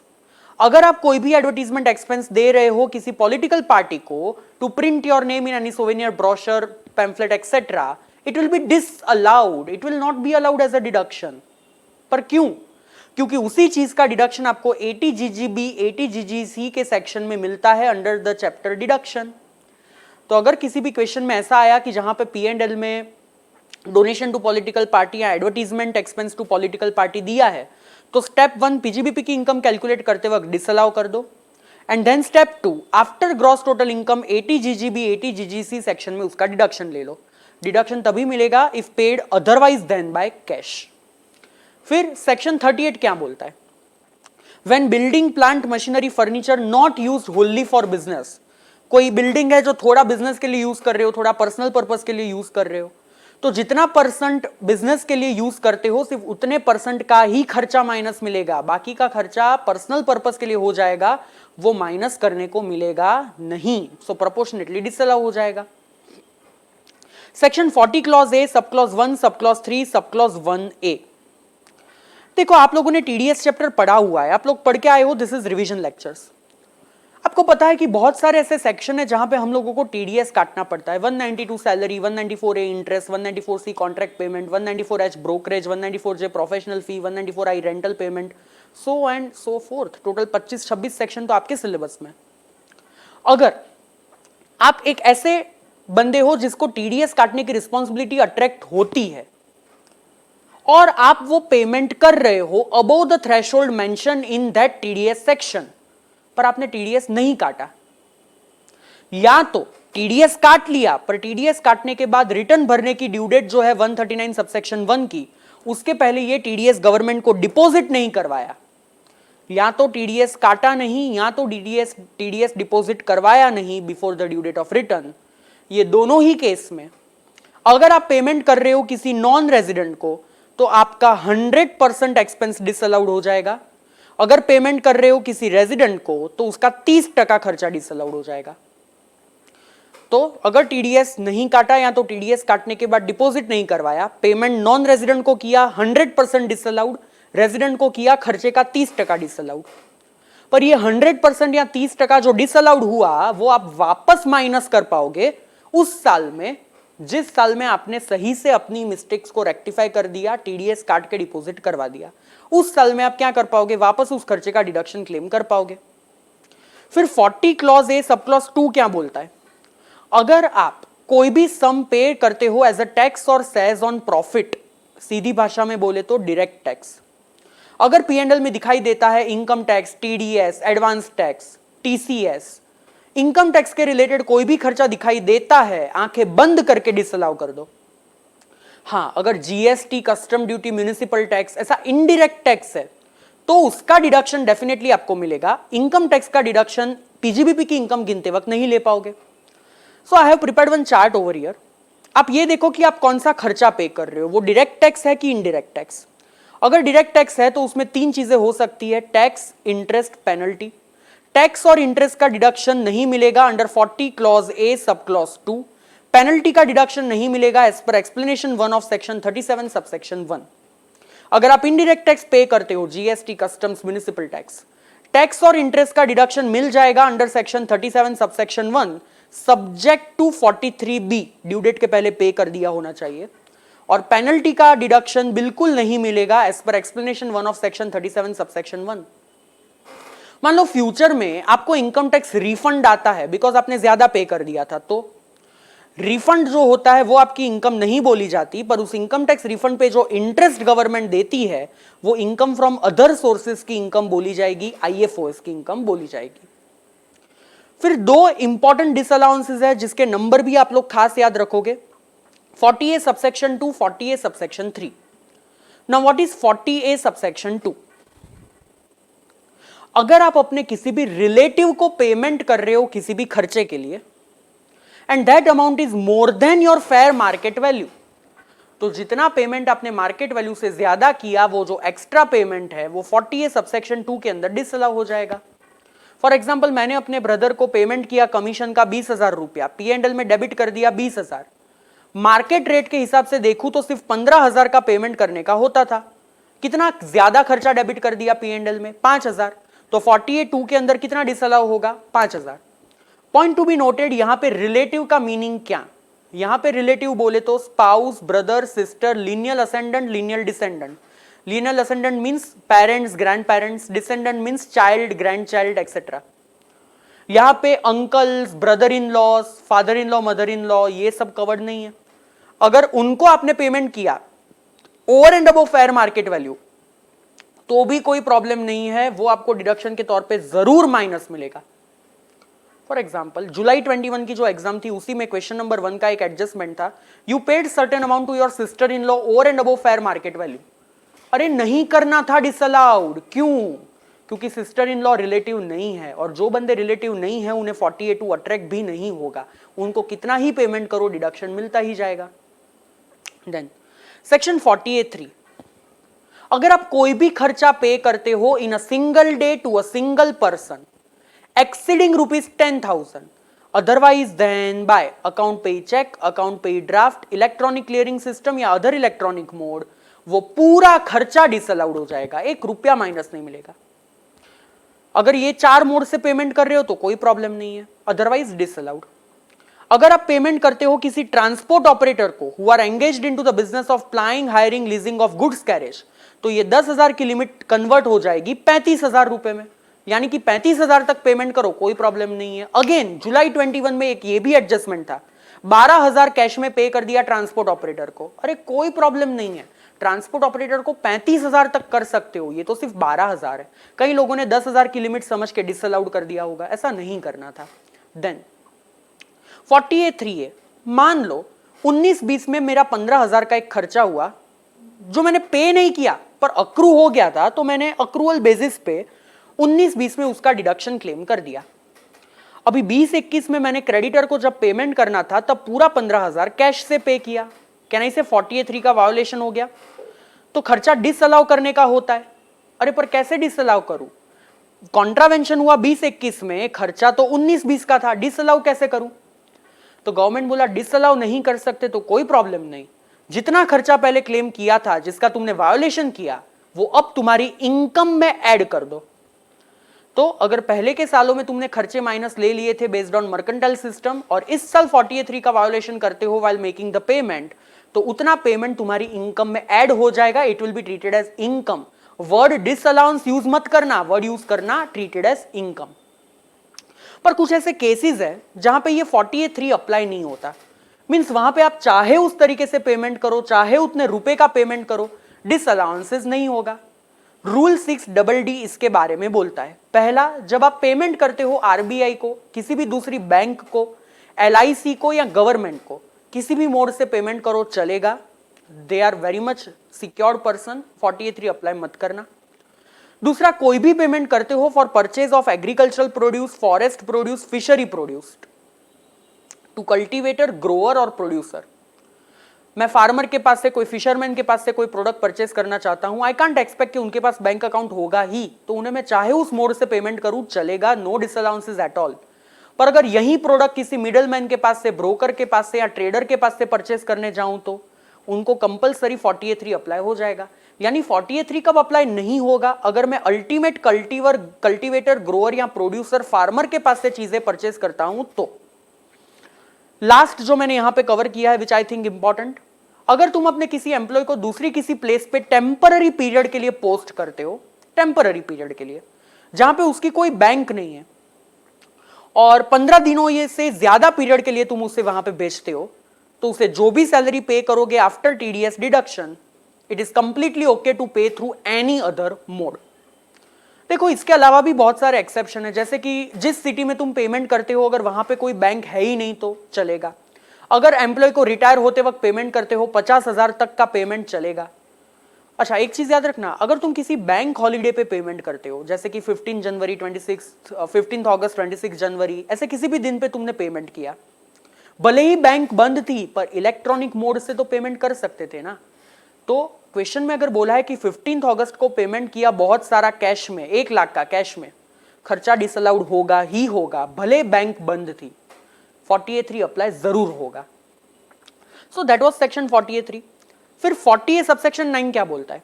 अगर तुम एम्प्लॉयर हो और तुम किसी एम्प्लॉय के लिए कंट्रीब्यूट कर रहे हो इन एनी अनरिकॉग्नाइज्ड फंड और नॉन स्टैट्यूटरी वेलफेयर फंड जो कि रिकॉग्नाइज नहीं है, जो कि अप्रूव्ड नहीं है, तो ऐसे खर्चे का डिडक्शन भी तुम्हें माइनस नहीं मिल पाएगा, इट विल बी डिसअलाउड। फिर 41 डीम्ड इनकम, इसके 2-3 चीजें मैंने पहले ही आपको बता दी जो मुझे लगता है यहां पे इंपॉर्टेंट है, जो बताने जैसा है। 41 सबसेक्शन 4 बेड डेट रिकवरी। अगर तुम्हें पहले के किसी साल में बेड डेट हुई थी जिसका अब तुम्हें रिकवरी हो रहा है, तो जितनी अमाउंट तक का डिडक्शन तुम्हें पहले मिल चुका है उतनी अमाउंट तक की रिकवरी भी टैक्सेबल हो जाएगी। एक एग्जांपल देता हूं, समझो। पहले के सालों में मुझे 5 लाख का बेड डेट हुआ था जिसमें इनकम टैक्स ने 2 लाख रुपया डिसअलाउ कर दिया था, डिडक्शन सिर्फ 3 लाख का दिया था। मान लो इस साल मुझे बेड डेट की रिकवरी हो रही है 3 लाख रुपए की, तो पहले ये अज्यूम करो कि ये 3 लाख में से 2 लाख वो है जो डिसअलाउड हो चुके थे, तो वो तो वापस टैक्सेबल नहीं होंगे क्योंकि उसका तो डिडक्शन ही नहीं मिला, तो वापस रिकवरी क्यों टैक्सेबल कर रहे हो?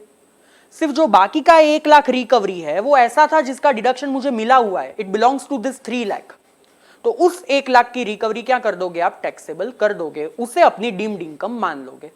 Are you understanding this people, yes और no? So that was section 41 deemed income. फिर आता है सेक्शन 43B। एक लिस्ट दी गई है इस सेक्शन के अंदर कि अगर आप ये खर्चों का डिडक्शन लेना चाहते हो, कंपलसरी उस चीजों का पेमेंट कर देना पड़े आपको up to the due date of filing return of income under section 139 subsection 1। See एक चीज समझो, अगर आप cash system of accounting follow करते हो तो खर्चों का डिडक्शन आपको तभी मिलता है जब आप एक्चुअली उसे पे करते हो।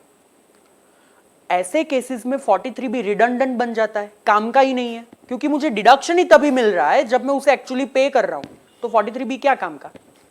तो 43B तब पिक्चर में आता है जब आप अक्रूवल सिस्टम फॉलो करते हो, क्योंकि अक्रूवल सिस्टम में जनरली क्या होता है, हमें डिडक्शन कब मिलता है? अगर हम अक्रू हो गया एक्सपेंस तो, फिर चाहे भले वो पे नहीं हुआ। जबकि 43B के हिसाब से ये जो सारे एक्सपेंडिचर है उनका डिडक्शन आपको अक्रूवल सिस्टम में भी तभी मिलेगा अगर सही में आपने उसे पे किया है up to the due date of filing return under 139 subsection 1। पहला खर्चा sum payable as tax duty cess fee under any law, GST हो गया, म्युनिसिपल टैक्स हो गया, कस्टम हो गया, कंपलसरी पे करो और डिडक्शन ले लो। पे कब तक करना है? Up to the due date of filing return. दूसरा, अगर आप एम्प्लॉयर का कंट्रीब्यूशन कर रहे हो पीएफ, सुपरएन्यूएशन फंड, ग्रेजुइटी में, पे करो, डिडक्शन ले लो। बोनस पे कर रहे हो, कमीशन पे कर रहे हो एम्प्लॉय को, पे करो, डिडक्शन लो। बैंक, एनबीएफसी या फाइनेंशियल इंस्टीट्यूशन को इंटरेस्ट पे कर रहे हो, कंपलसरी पहले पे करो फिर उसका डिडक्शन ले लो। हाँ, अगर फ्रेंड या रिलेटिव को इंटरेस्ट पे करते हो, सालों साल पे ना करो, हमें फर्क नहीं पड़ता, डिडक्शन देते रहेंगे। 43B तब अप्लाई होता है जब इंटरेस्ट पे करते हो बैंक, फाइनेंशियल इंस्टीट्यूशन या एनबीएफसी को। देन लीव सैलरी एम्प्लॉय को पे करते हो, पे करो, डिडक्शन लो। अगर इंडियन रेलवे को कोई पेमेंट करना है, फॉर एग्जांपल गुड्स ट्रांसपोर्ट करने के लिए ट्रांसपोर्टेशन का पेमेंट करना है वगैरह वगैरह, पे करो, डिडक्शन लो। जैसे हमने बताया ये सेक्शन तभी अप्लाई होगा जब मर्केंटाइल सिस्टम फॉलो होती है, क्योंकि कैश सिस्टम में तो रिडंडेंट हो जाएगा। मान लो इस साल मैंने कोई खर्चा अक्रू हो गया जो रिटर्न फाइलिंग की ड्यू डेट तक पे नहीं किया, तो क्या ना इसे 43B में डिसअलाउड हो जाएगा। फिर जब फ्यूचर के सालों में मैं उसे पे करूंगा, उस साल मैं उस चीज का डिडक्शन ले पाऊंगा। So this expense which is disallowed under 43B, it will be allowed in the previous year in which it is actually paid. अच्छा, जो लास्ट पॉइंट है एक सीबीडीटी का सर्कुलर है। आप लोगों ने देखा होगा कि कई बार बैंक है ना रिकंस्ट्रक्शन करती है लोन का। फॉर एग्जांपल मैंने बैंक से लोन लिया है और मेरा 10 लाख का इंटरेस्ट अनपेड है, तो बैंक क्या करती है, इसी इंटरेस्ट को लोन में कन्वर्ट कर देती है। तो क्या ये लोन में कन्वर्ट हो गया तो मैं ऐसा बोल पाऊंगा कि मैंने इंटरेस्ट को पे कर दिया, पूरा 10 लाख का डिडक्शन मुझे मिल जाएगा? ऑब्वियसली नहीं, मैंने पे कहां किया है, ये तो सिर्फ कन्वर्ट हुआ। अब जब फ्यूचर में मैं इस लोन का ईएमआई पे करूंगा, मान लो इस साल मैंने 2 लाख का ईएमआई पे किया, हाँ तो इनडायरेक्टली कहना इसे मैंने इस 10 लाख में से 2 लाख का इंटरेस्ट पे किया, तो इस साल में डिडक्शन सिर्फ कितना मिलेगा? ये 2 लाख जो मैंने ईएमआई के तौर पे किए हैं वो। तो जब ऐसा अनपेड इंटरेस्ट लोन में कन्वर्ट करती है बैंक या फाइनेंशियल इंस्टीट्यूशन, तो उसको पेमेंट मत मानना। जब एक्चुअली तुम उस लोन के इंस्टॉलमेंट पे करोगे, उतनी अमाउंट तक का पेमेंट क्या हो जाएगा? तुम्हारा डिडक्शन माना जाएगा। Are you understanding this people, yes और नो?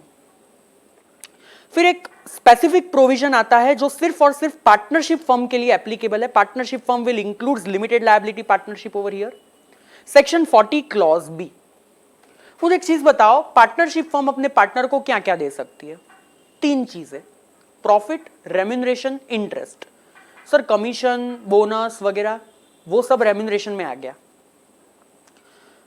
प्रॉफिट जो डिस्ट्रीब्यूट होता है वो तो क्या नहीं से अप्रोप्रिएशन ऑफ द प्रॉफिट है, वो तो खर्चा है नहीं, तो उसका तो डिडक्शन नहीं मिलता फर्म को। जो रेम्यूनरेशन और इंटरेस्ट पे करती है firm, it is a expenditure for the firm, उसका तो डिडक्शन मिलना चाहिए, पर डिडक्शन एक पर्टिकुलर लिमिट तक मिलता है। उसके ऊपर का जो खर्चा है that will be disallowed under 40 clause B. तो हमें यह समझना है कि पार्टनरशिप फर्म को रेम्यूनरेशन का खर्चा कितना माइनस मिलता है और इंटरेस्ट का खर्चा कितना माइनस मिलता है। अगर हम लोग बात कर रहे हैं रेम्यूनरेशन की, पहले तो इसका खर्चा तब माइनस मिलेगा अगर ये पे किया गया है किसी वर्किंग पार्टनर को as per the partnership deed. अब कितना माइनस मिलेगा ये देखने के लिए आपको ढूंढना पड़ेगा what is your book profit. Book profit बोले तो सिंपल भाषा में समझाऊं तो it is PGBP income before deducting remuneration. Remuneration deduct करने के पहले की पूरी PGBP income, that is book profit. अगर फॉर्मूला के तौर पे समझाऊं तो book profit is equal to net profit is as per P&L plus और माइनस एडजस्टमेंट ऑफ पीजीबीपी, उसमें इंटरेस्ट का डिडक्शन भी कर देना, प्लस अगर तुमने P&L में रेम्यूनरेशन डेबिट किया है तो उसे ऐड कर दो, क्योंकि हमें चाहिए PGBP income without deducting remuneration. अब ये देखो बुक प्रॉफिट कितना है। अगर बुक प्रॉफिट है अप टू ₹3 लाख या तो लॉस है, तो 90% ऑफ द बुक प्रॉफिट और 1,50,000 विच एवर इज हायर, इतना डिडक्शन तुम ले पाओगे मैक्सिमम। फॉर एग्जाम्पल मेरा बुक प्रॉफिट है 1 लाख, 90% होता है 90,000, 90,000 और 150 विच एवर इज हायर 1,50,000, मैं रेम्यूनरेशन का कितना डिडक्शन ले पाऊंगा 1,50,000 का। मान लो मेरा बुक प्रॉफिट है 2 लाख, 90% होता है 1,80,000, मैं डिडक्शन ले पाऊंगा 1,80,000 का। जितना बुक प्रॉफिट 3 लाख के ऊपर जाएगा उसका 60% तुम रेम्यूनरेशन पे कर पाओगे। यानी मान लो मेरा बुक प्रॉफिट है 5 लाख, तो 3 लाख तक मुझे मिलेगा 90% के हिसाब से 2,70,000, बाकी के 2 लाख का 60% के हिसाब से ले पाऊंगा 1,20,000। मेरा टोटल मैक्सिमम रेम्यूनरेशन में कितना पे कर पाऊंगा 3,90,000। इस एग्जाम्पल में मान लो पार्टनरशिप फर्म सही में अपने पार्टनर को सिर्फ 3 लाख रुपया पे करती है, हाँ तो डिडक्शन 3 लाख का मिलेगा, पर अगर पे करती है 4 लाख तो डिडक्शन सिर्फ 3,90,000 का मिलेगा। टोटल और actual which ever is lower. याद रखो जब ये बुक प्रॉफिट तुम कैलकुलेट कर रहे हो तो जो ब्रॉड फॉरवर्ड लॉस है वगैरह वगैरह 72 73 का वो माइनस मत करना, क्योंकि वो पीजीबीपी का हिस्सा नहीं है। पर अगर अनएब्जॉर्ब्ड डेप्रिसिएशन है तो वो जरूर से माइनस करना, क्योंकि वो पीजीबीपी का हिस्सा है। सवाल आता है सर पार्टनर को इंटरेस्ट कितना दे सकते हैं, डिडक्शन मैक्सिमम कितना मिलेगा? चाहे कैपिटल पे इंटरेस्ट दे रहे हो या लोन पे दे रहे हो, मैक्सिमम तुम उसे इंटरेस्ट दे पाओगे at the rate of 12% per annum. 15% से दे रहे हो तो 12% जितना अलाउड करो, बाकी का 3% डिसअलाउड कर दो। सर रेम्यूनरेशन गिनते वक्त जो बुक प्रॉफिट गिनते हैं उसमें ये इंटरेस्ट माइनस करने का, हाँ 12% तक का इंटरेस्ट माइनस जरूर से करने का। यानी कि जब सबसे पहले तुम लोग कैलकुलेशन करते हो किसी भी क्वेश्चन में, सबसे पहला इंटरेस्ट का कैलकुलेशन करो 12% के हिसाब से कितना मिलना चाहिए, उसके बाद बुक प्रॉफिट गिनो और उसके बाद रेम्यूनरेशन तय होगा। याद रखो जितना रेम्यूनरेशन और इंटरेस्ट पार्टनरशिप फर्म को डिडक्शन के तौर पे माइनस मिलता है, सिर्फ वही अमाउंट पार्टनर के हाथों में टैक्सेबल होती है। जितना पार्टनरशिप फर्म को डिसअलाउ हो जाता है वो पार्टनर को वापस टैक्सेबल नहीं होता। फॉर एग्जाम्पल पार्टनरशिप फर्म ने 5 लाख का रेम्यूनरेशन पे किया, जिसमें से 3,90,000 का डिडक्शन पार्टनरशिप फर्म को मिला, तो पार्टनर को पूरा 5 लाख टैक्सेबल नहीं होगा, सिर्फ 3,90,000 टैक्सेबल होगा, क्योंकि बाकी की अमाउंट पार्टनरशिप फर्म को डिडक्शन के तौर पे कहां माइनस मिली। Are you understanding this people, yes और no? So that was section 40B. Now friends let us continue with the next section and that is section 44AA. 44AA क्या बोलता है? Maintenance of books of accounts. आप लोगों को कब books of accounts maintain करना है, कब आपको सारी बुक्स बनानी है, कब सारे वाउचर्स और बिल्स रखने हैं अपने पास, ये सेक्शन को मैंने बहुत ही 2 इजी चार्ट्स में प्रेजेंट किया हुआ है। Please make your 100% attention over here. सबसे पहला, आप हो सकते हो स्पेसिफाइड प्रोफेशन या तो आप हो सकते हो एनी अदर प्रोफेशन और बिजनेसमैन। अगर आप हो स्पेसिफाइड प्रोफेशन बोले तो legal, medical, engineering, architect, accounting, technical service, film artist, CS, RT professionals, इनमें से कोई भी हाई डिग्निटी वाले प्रोफेशनल्स। तो ये देखो कि इस साल के पिछले 3 साल आपकी ग्रॉस रिसिप्ट कितनी थी। ड्यूरिंग द ईयर बोले तो 2021। इसके पिछले 3 साल कौन से होते हैं? कैन आई से इट विल बी 1920, 1819, 1718। ये देखो, ये 3 जो साल है पिछले, उसमें तुम्हारी ग्रॉस रिसिप्ट कितनी। अगर मान लो यहां पे ग्रॉस रिसिप्ट 17-18 में थी 90,000, यहां पे 2 लाख, यहां पे 3 लाख। किसी एक साल में भी अगर ग्रॉस रिसिप्ट 1.5 लाख से कम थी, क्या नहीं से यहां पे 17-18 में 1.5 लाख से कम थी, तो तुम्हें सिर्फ उतने ही बुक्स मेंटेन करने हैं जिसके थ्रू असेसिंग ऑफिसर तुम्हारी इनकम कंप्यूट कर सके। बाकी कोई स्पेसिफिक बुक्स मेंटेन करने की जरूरत नहीं है। पर अगर हर एक 3 साल में वो 1.5 लाख से ज्यादा होती, यहां पे लेट से 1,90,000 हो जाता, तो क्या इसे हर एक साल में 1.5 लाख से ज्यादा हो जाता, तो फिर मुझे बुक्स मेंटेन करने हैं in accordance with rule 6F। Rule 6F के हिसाब से तुम्हें कौन से बुक्स मेंटेन करने? पहला कैश बुक, देन जर्नल, अगर मर्केंटाइल सिस्टम फॉलो करते हो तो ही जर्नल बनाना आएगा। फिर ledger, copy of bills and receipt जो 25 रुपए से ज्यादा की है, and original voucher of expense अगर 50 रुपए से ज्यादा है तो। अगर तुम लोग मेडिकल अथॉरिटी हो या तो मेडिकल प्रोफेशन से बिलोंग करते हो, तो जो ऊपर सारी चीजें बताई गई वो तो मेंटेन करोगे ही करोगे, उसके साथ साथ you will also maintain a daily case register in form number 3C with inventory of the stock. पर अगर तुम नॉन स्पेसिफाइड प्रोफेशन हो या तो कोई बिजनेस हो, तो हम सिर्फ ग्रॉस रिसिप्ट या सिर्फ टर्नओवर चेक नहीं करेंगे, हम 2 चीजें चेक करेंगे। Number 1, what is your PGBP income. Number 2, what is your turnover. Now let's से पिछले 3 साल यानी 19-20, 18-19, 17-18, let us see what is my PGBP income and let us see what is the turnover. Let's say PGBP income here 60,000, यहां पे 80,000, यहां पे 70,000, turnover 5 lakh, 4 lakh and 9 lakhs। यहां पे बोला है कि अगर पिछले तीनों सालों में तुम्हारी पीजीबीपी की इनकम 1,20,000 से कम थी एंड तुम्हारा टर्नओवर 10 लाख से कम था, कहना इसे यहां पे तीनों सालों में मेरी पीजीबीपी की इनकम 1,20,000 से कम और टर्नओवर 10 लाख से कम, तो मुझे बुक्स मेंटेन करने की ही जरूरत नहीं है। I am not suppose to maintain the books of accounts. पर अगर किसी भी एक साल में भी पीजीबीपी की इनकम 1,20,000 से ज्यादा हो जाती, या तो टर्नओवर 10 लाख से ज्यादा हो जाता, फॉर एग्जांपल यहां पे पिछले साल में 14 लाख का टर्नओवर हो जाता, तो एक आधी चीज भी ज्यादा हो गई ना, तो बुक्स मेंटेन करो। सिर्फ उतने बुक्स मेंटेन करो जिसके थ्रू असेसिंग ऑफिसर तुम्हारी टोटल इनकम कंप्यूट कर सके। अच्छा, यहां पे अगर तुम इंडिविजुअल HUF हो तो 1,20,000 की जगह पे हम लोग चेक करेंगे 2.5 लाख और 10 लाख की जगह पे हम लोग चेक करेंगे 25 लाख। हाँ, पर अगर तुम फर्म कंपनी वगैरह हो तो 1,20,000 और 10 लाख। एक और चीज है, 3 सेक्शन जो हम सीखने वाले हैं अभी थोड़ी ही टाइम में, 44AD, 44ADA और 44AE। यू नो कि अगर कोई भी बंदा ये पीजीबीपी के कोई प्रोविजन फॉलो करना नहीं चाहता, और अगर वो बिजनेसमैन है तो 44AD, अगर वो प्रोफेशनल है तो 44ADA, अगर वो ट्रांसपोर्ट ऑपरेटर है तो 44AE। ये 3 सेक्शन के अंदर वो अपनी प्रिजम्पटिव इनकम दिखा सकता है, यानी कि टर्नओवर के कुछ परसेंटेज सीधा दिखा दो, हम लोग मान लेंगे कि तुम्हारी इतनी ही पीजीबीपी इनकम है, हम लोग कोई क्वेश्चन रेज नहीं करेंगे उस पर। फॉर एग्जाम्पल लेट्स से कुछ बिजनेसमैन के लिए उन्होंने बोला कि तुम्हारे टर्नओवर का सीधा 8% तुम्हारी पीजीबीपी की इनकम। नाउ लेट्स से मेरा टर्नओवर है 1 करोड़, तो मुझे सीधा क्या दिखा देने का, 8 लाख बता देने का, वो मेरा पीजीबीपी का इनकम। पीजीबीपी का कोई प्रोविजन मुझे फॉलो नहीं करना है। पर अगर मैं सिर्फ 3 लाख रुपया दिखाना चाहता हूं एज माय पीजीबीपी इनकम, तो तुम्हें कंपलसरी बुक्स मेंटेन करना पड़ेगा और कंपलसरी ऑडिट करवाना पड़ेगा। अगर तुम प्रिजम्पटिव इनकम जो मिनिमम इनकम उन्होंने बताई उससे भी कम इनकम दिखाना चाहते हो तो ऑडिट करवाओ और बुक्स मेंटेन करवाओ। Are you understanding this people, yes और नो? तो यही मैंने लिखा है, if a person shows lower income then prescribed under this 3 section, maintain books as may enable AO to compute the income. Then दूसरा section जो आता है 44AB, audit of books of accounts. Again over here I have prepared a very easy chart through which you will understand the entire provision of audit requirement.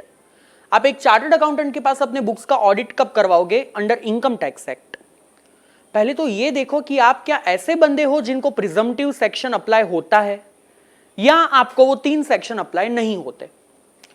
अगर आपको presumptive section apply होता है तो ये पूछो अपने आप को, क्या उन्होंने जो बोला उतनी मिनिमम इनकम मैंने दिखा दी? अगर हां तो ऑडिट की कोई रिक्वायरमेंट नहीं है. अगर ना मैंने उससे कम इनकम दिखाई तो ऑडिट करवाना पड़ेगा. अगर तुम 44AD और ADA फॉलो करते हो और तुमने कम इनकम दिखाई तो ऑडिट तब करवाना पड़ेगा अगर तुम्हारी total income basic exemption limit से ज्यादा हो जाती है. पर अगर तुम 44AE फॉलो करते हो और उन्होंने जो बताया उससे कम इनकम दिखा the under 44AE, compulsory audit करवाना पड़ेगा irrespective of your basic exemption limit. पर अगर तुम एक ऐसे असेसी हो जिनको ये 3 प्रिजम्पटिव सेक्शन अप्लाई नहीं होता है तो ये देखो कि क्या तुम बिजनेस कर रहे हो कि प्रोफेशन. अगर तुम बिजनेस कर रहे हो और तुम्हारा टर्नओवर 1 करोड़ से ज्यादा, तुम्हें ऑडिट करवा लेने का. और अगर तुम प्रोफेशनल हो और तुम्हारी ग्रॉस रिसिप्ट 50 लाख से ज्यादा तो तुम्हें ऑडिट करवा लेने का. तो बिजनेस के लिए लिमिट है 1 करोड़, प्रोफेशन के लिए है 50 लाख. हाउएवर आपके अटेम्प्ट से एक अमेंडमेंट है जो याद रखना है आपको. अगर तुम एक ऐसे बंदे हो जो प्रिजम्पटिव में कवर्ड नहीं है तो जनरली बिजनेस के लिए लिमिट होती है 1 करोड़, पर तुम्हारे लिए लिमिट हो जाएगी 5 करोड़. यानी कि 5 करोड़ तक के टर्नओवर वालों को ऑडिट करवाने की कोई जरूरत नहीं होगी. तो सर सीधा 5 करोड़ लिख देते ना? नहीं. 5 करोड़ की लिमिट तब अप्लाई होती है जब तुम ये 2 कंडीशन साथ में फुलफिल करो. पहली कंडीशन, तुम्हारी जो टोटल रिसिप्ट है ना, टोटल रिसिप्ट, उसमें से जितनी रिसिप्ट तुम कैश में कर रहे हो वो 5% या उससे कम है. यानी कि एटलीस्ट 95% तुम्हारी रिसिप्ट सेल्स से, अदर इनकम से जो रिसिप्ट हो रही है वो 95% जितनी एटलीस्ट बैंकिंग चैनल से होनी चाहिए. और दूसरा, तुम्हारे जितने भी पेमेंट होते हैं परचेज के लिए, एक्सपेंस के लिए वगैरह वगैरह, उसमें से कैश का खर्चा 5% या उससे कम होना चाहिए. यानी मिनिमम 95% तुम्हारा बैंकिंग चैनल से खर्चा होना चाहिए. अगर ये 2 कंडीशन सेटिस्फाई करोगे तो ही 5 करोड़ तक कोई ऑडिट नहीं आएगा. अगर इसमें से कोई एक कंडीशन भी सेटिस्फाई ना कर पाए तो 5 करोड़ की जगह पे लिमिट हो जाएगी 1 करोड़ रुपया. पता चल रहा है? प्रोफेशनल्स के लिए कोई चेंज नहीं है, उनके लिए तो लिमिट 50 लाख ही रहेगी. ये लिमिट सिर्फ बिजनेसमैन के लिए बढ़ी हुई है. अच्छा याद रखो, अगर तुम ऑडिटेड पर्सन हो तो तुम्हारा रिटर्न भरने का ड्यू डेट आएगा 31 अक्टूबर ऑफ द असेसमेंट ईयर. और जो तुम्हारा सीए है उसको रिपोर्ट कब तक सबमिट कर देना पड़ेगा? Minimum up to 1 month prior to the due date of filing return, यानी 30 सितंबर ऑफ द असेसमेंट ईयर. तो याद रखो, अगर तुम एक ऑडिटेड पर्सन हो तो रिटर्न भरने की ड्यू डेट 31 अक्टूबर, ऑडिट रिपोर्ट फाइल करने की डेट 30 सितंबर. सबसे पहला प्रिजम्पटिव सेक्शन समझने का ट्राई करते हैं. सेक्शन 44AD, प्रॉफिट और gain on presumptive basis. If you are resident, individual, resident HUF, resident partnership firm, but not LLP, you have not claimed any deduction of 10AA, heading C, etc. आप लोग business कर रहे हो, not of plying, hiring, leasing of goods carriage, कोई दूसरा business कर रहे हो जिसका टर्नओवर लेस देन और इक्वल टू 2 करोड़ है. You are a resident individual HUF firm, not claiming 10AA, not claiming heading C का deduction, doing business, turnover less than और इक्वल टू 2 करोड़, आपको प्रिजम्पटिव सेक्शन अप्लाई होगा. तो कितने कितने लोगों को प्रिजम्पटिव सेक्शन 44AD अप्लाई नहीं होगा? सबसे पहला तो company, LLP, AOP, BOI, AJP नहीं होगा. किसी भी तरीके के नॉन रेजिडेंट को यह सेक्शन अप्लाई नहीं होगा. अच्छा, अगर तुम्हारा टर्नओवर 2 करोड़ से ज्यादा है 44AD अप्लाई नहीं हो सकता. प्रोफेशनल हो, we can't apply. Plying, hiring, leasing of goods carriage 44AE वालों को अप्लाई नहीं होगा. ब्रोकर हो या तो तुम्हारी कोई एजेंसी इनकम है तो भी ये सेक्शन अप्लाई नहीं होगा. बाकी सबको होगा. अगर प्रिजम्पटिव सेक्शन अप्लाई हो गया तो क्या क्या बेनिफिट है? पीजीबीपी पूरा फॉलो मत करो. अपने टर्नओवर का सीधा 8% तुम्हारी deemed PGBP income, turnover, sales का सीधा 8% तुम्हारी पीजीबीपी की इनकम. पर अगर ये सेल्स का पैसा तुम्हें मिल रहा है थ्रू दैट 4 मोड, अकाउंट पे चेक, अकाउंट पे ड्राफ्ट, ECS और other electronic mode, up to the due date of 139 subsection 1, तो उतनी अमाउंट पे सिर्फ 6% यूज करना, ना कि 8%। तो जनरली तुम्हें यूज करना है 8%, पर अगर टर्नओवर ये 4 मोड से मिलता है तो सिर्फ 6%। अच्छा, 6% तभी अप्लाई करना अगर ये अमाउंट तुम्हें एक्चुअली मिल गई up to the due date of filing return of income. अगर तुम्हें वो रिटर्न फाइलिंग के बाद मिलता है, रिटर्न फाइलिंग की ड्यू डेट के बाद, even though through banking channel, तो भी 8% ही अप्लाई करना पड़ेगा, क्योंकि due date of return filing तक वो नहीं मिला। एक बार तुम ये 8% या 6% सीधा बता देते हो तो उसके बाद अलग से कोई डिडक्शन नहीं मिलेगा। ना तो तुम्हें रेम्यूनरेशन टू पार्टनर भी माइनस करने को मिलेगा, ना तो इंटरेस्ट, दूसरे कोई डिसअलाउंसेस भी नहीं होंगे। ये तुम्हारा फाइनल पीजीबीपी इनकम। सी, डेप्रिसिएशन तुम प्रॉफिट में से माइनस नहीं कर पाओगे, पर डब्ल्यूडीवी में से जरूर से माइनस होगा, और ब्लॉक उसी तरीके से आगे बढ़ेगा जैसे कि डेप्रिसिएशन का डिडक्शन मिल गया। अगर तुम प्रिजम्पटिव इनकम फॉलो करते हो तो तुम्हें बुक्स बनाने की कोई जरूरत नहीं है, तुम्हें ऑडिट करवाने की भी कोई जरूरत नहीं है। हाउएवर, जो एडवांस टैक्स है वो एडवांस टैक्स तुम एक इंस्टॉलमेंट में ही भरोगे, ना कि 4 इंस्टॉलमेंट में। वन मोर पॉइंट, अगर किसी भी साल में जो प्रिजम्पटिव इनकम बताना है उससे कम इनकम दिखाया, पहले तो जब भी तुम प्रिजम्पटिव फॉलो करते हो, लॉ बोलता है उसके बाद वाले 5 सालों के लिए कंपलसरी 44AD फॉलो करना पड़ेगा। अगर उस 5 सालों में से किसी भी एक साल में तुमने वो डिम्ड इनकम से कम इनकम दिखाया, तो उस साल बुक्स बनाओ, उस साल ऑडिट करवाओ, पर फिर ये सेक्शन में ईगो आ जाएगा। ये उसके बाद वाले 5 साल के लिए तुम्हें एंट्री ही नहीं देगा इस सेक्शन में। मीनिंग देयर बाय, मान लो 1920 was the first year in which I showed the income under 44AD, तो उसके बाद वाले 5 साल यानी 2021, 22, 23, 24 एंड 24-25, यहां तक मुझे कंपलसरी अपनी इनकम 44AD में दिखानी पड़े। मिनिमम प्रिस्क्राइब्ड 8% या 6% दिखाना पड़े। मान लो 24-25 में मैंने सिर्फ 3%, 4% ऐसा कुछ दिखाया, lower than the deemed income, तो इस साल अकाउंट्स मेंटेन करो, इस साल ऑडिट करवाओ। पर अब इसके बाद के 5 साल यानी 25, 26, 27, 28, 29, 29, 30, यहां तक मैं 44AD में नहीं जा सकता, वो सेक्शन मेरे लिए बंद हो गया। So there is a 5 year lock in period, और अगर कॉन्ट्रावेंशन करोगे तो उसके बाद 5 ईयर जा ही नहीं पाओगे उस सेक्शन में। इसका मीनिंग ये भी होता है कि अगर पिछले साल 44AD फॉलो किया है तो ही इस साल 44AD कंपलसरी है, और फॉलो ना करने पे ऑडिट आएगा। अगर पिछले साल 44AD फॉलो नहीं किया है तो इस साल तुम्हारे पास ऑप्शन है, तुम चाहे तो 44AD में जाओ, वरना ना जाओ, नहीं जाओगे तो ऑडिट नहीं करवाना पड़ेगा। That is option based on last year. अगर तुम प्रोफेशनल हो तो 44AD तुम्हारे काम नहीं आएगा, तुम्हें लेना पड़े 44AD का सहारा। If you are a person who is resident, any resident, and you are a specified profession जो 44AA में मेंशन किया गया है, अगर तुम्हारी ग्रॉस रिसिप्ट 50 लाख या उससे कम, तो अपनी ग्रॉस रिसिप्ट का सीधा 50% पीजीबीपी की इनकम दिखानी पड़ेगी। अगर 50% से कम दिखाया तो ऑडिट करवाओ, बुक्स मेंटेन करो। अगर सीधा 50% दिखा देता हूं तो उसके अलावा दूसरा कोई डिडक्शन नहीं मिलेगा, कोई डिसअलाउंसेस नहीं, फर्म को ना तो रेम्यूनरेशन माइनस मिलता है, ना तो इंटरेस्ट। डब्ल्यूडीवी कैसे कैलकुलेट होगा? जैसे कि डेप्रिसिएशन माइनस हो चुका, एडवांस टैक्स सिर्फ एक ही इंस्टॉलमेंट में पे करना, रेप्लिका है 44AD का। पर याद रखो 44AD में 5 साल का लॉक इन था, 44AD में 5 साल जैसा कोई रूल नहीं है।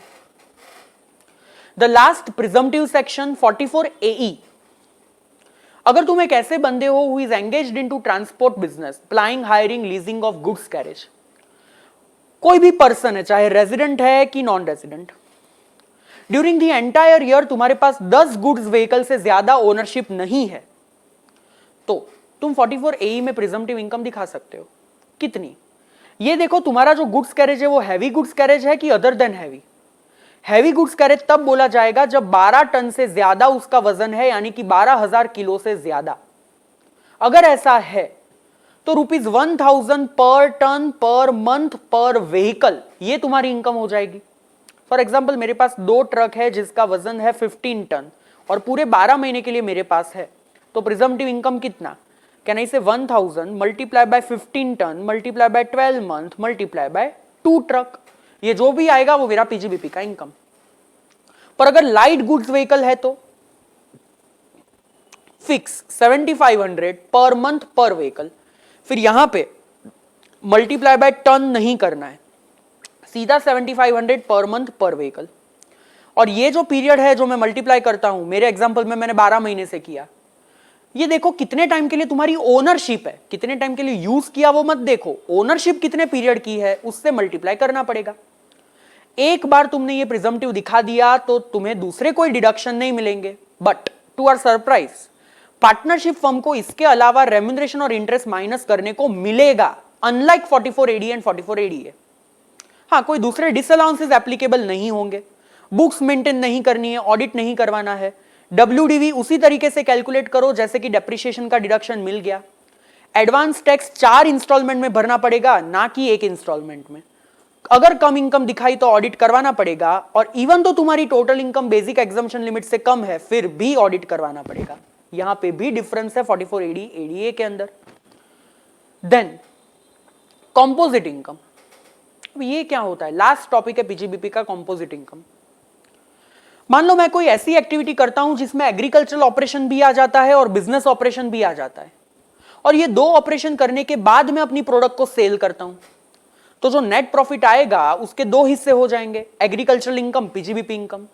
एग्रीकल्चरल इनकम एग्जम्प्ट हो जाएगा, पीजीबीपी इनकम टैक्सेबल हो जाता है। सवाल आता है इस नेट प्रॉफिट को बाइफरकेट कैसे करूं? फॉर एग्जाम्पल मेरे चाय का बगीचा है जहां पे मैं टी ग्रो करता हूं, फिर उसी चीज को बिजनेस में ले जाके थोड़ा मैन्युफैक्चरिंग का ऑपरेशन करता हूं और अल्टीमेटली टी बेचता हूं, तो ये नेट प्रॉफिट में से थोड़ा पोर्शन एग्रीकल्चरल एक्टिविटी का आ गया, थोड़ा पोर्शन पीजीबीपी का आ गया। How to divide? उन्होंने फिक्स परसेंटेज दे दिए हैं कुछ रूल्स के अंदर। अगर ग्रोइंग एंड मैन्युफैक्चरिंग टी है तो 40% बिजनेस, 60% एग्रीकल्चर। रबर है तो 35% business, 65% agriculture. Coffee grown and cured है 25% बिजनेस, 75% एग्रीकल्चर। अगर रोस्टिंग की एक्टिविटी भी ऐड कर दी तो 40% बिजनेस, 60% एग्रीकल्चर। ये फिक्स परसेंटेज यूज करो और अपने नेट प्रॉफिट को डिवाइड कर दो।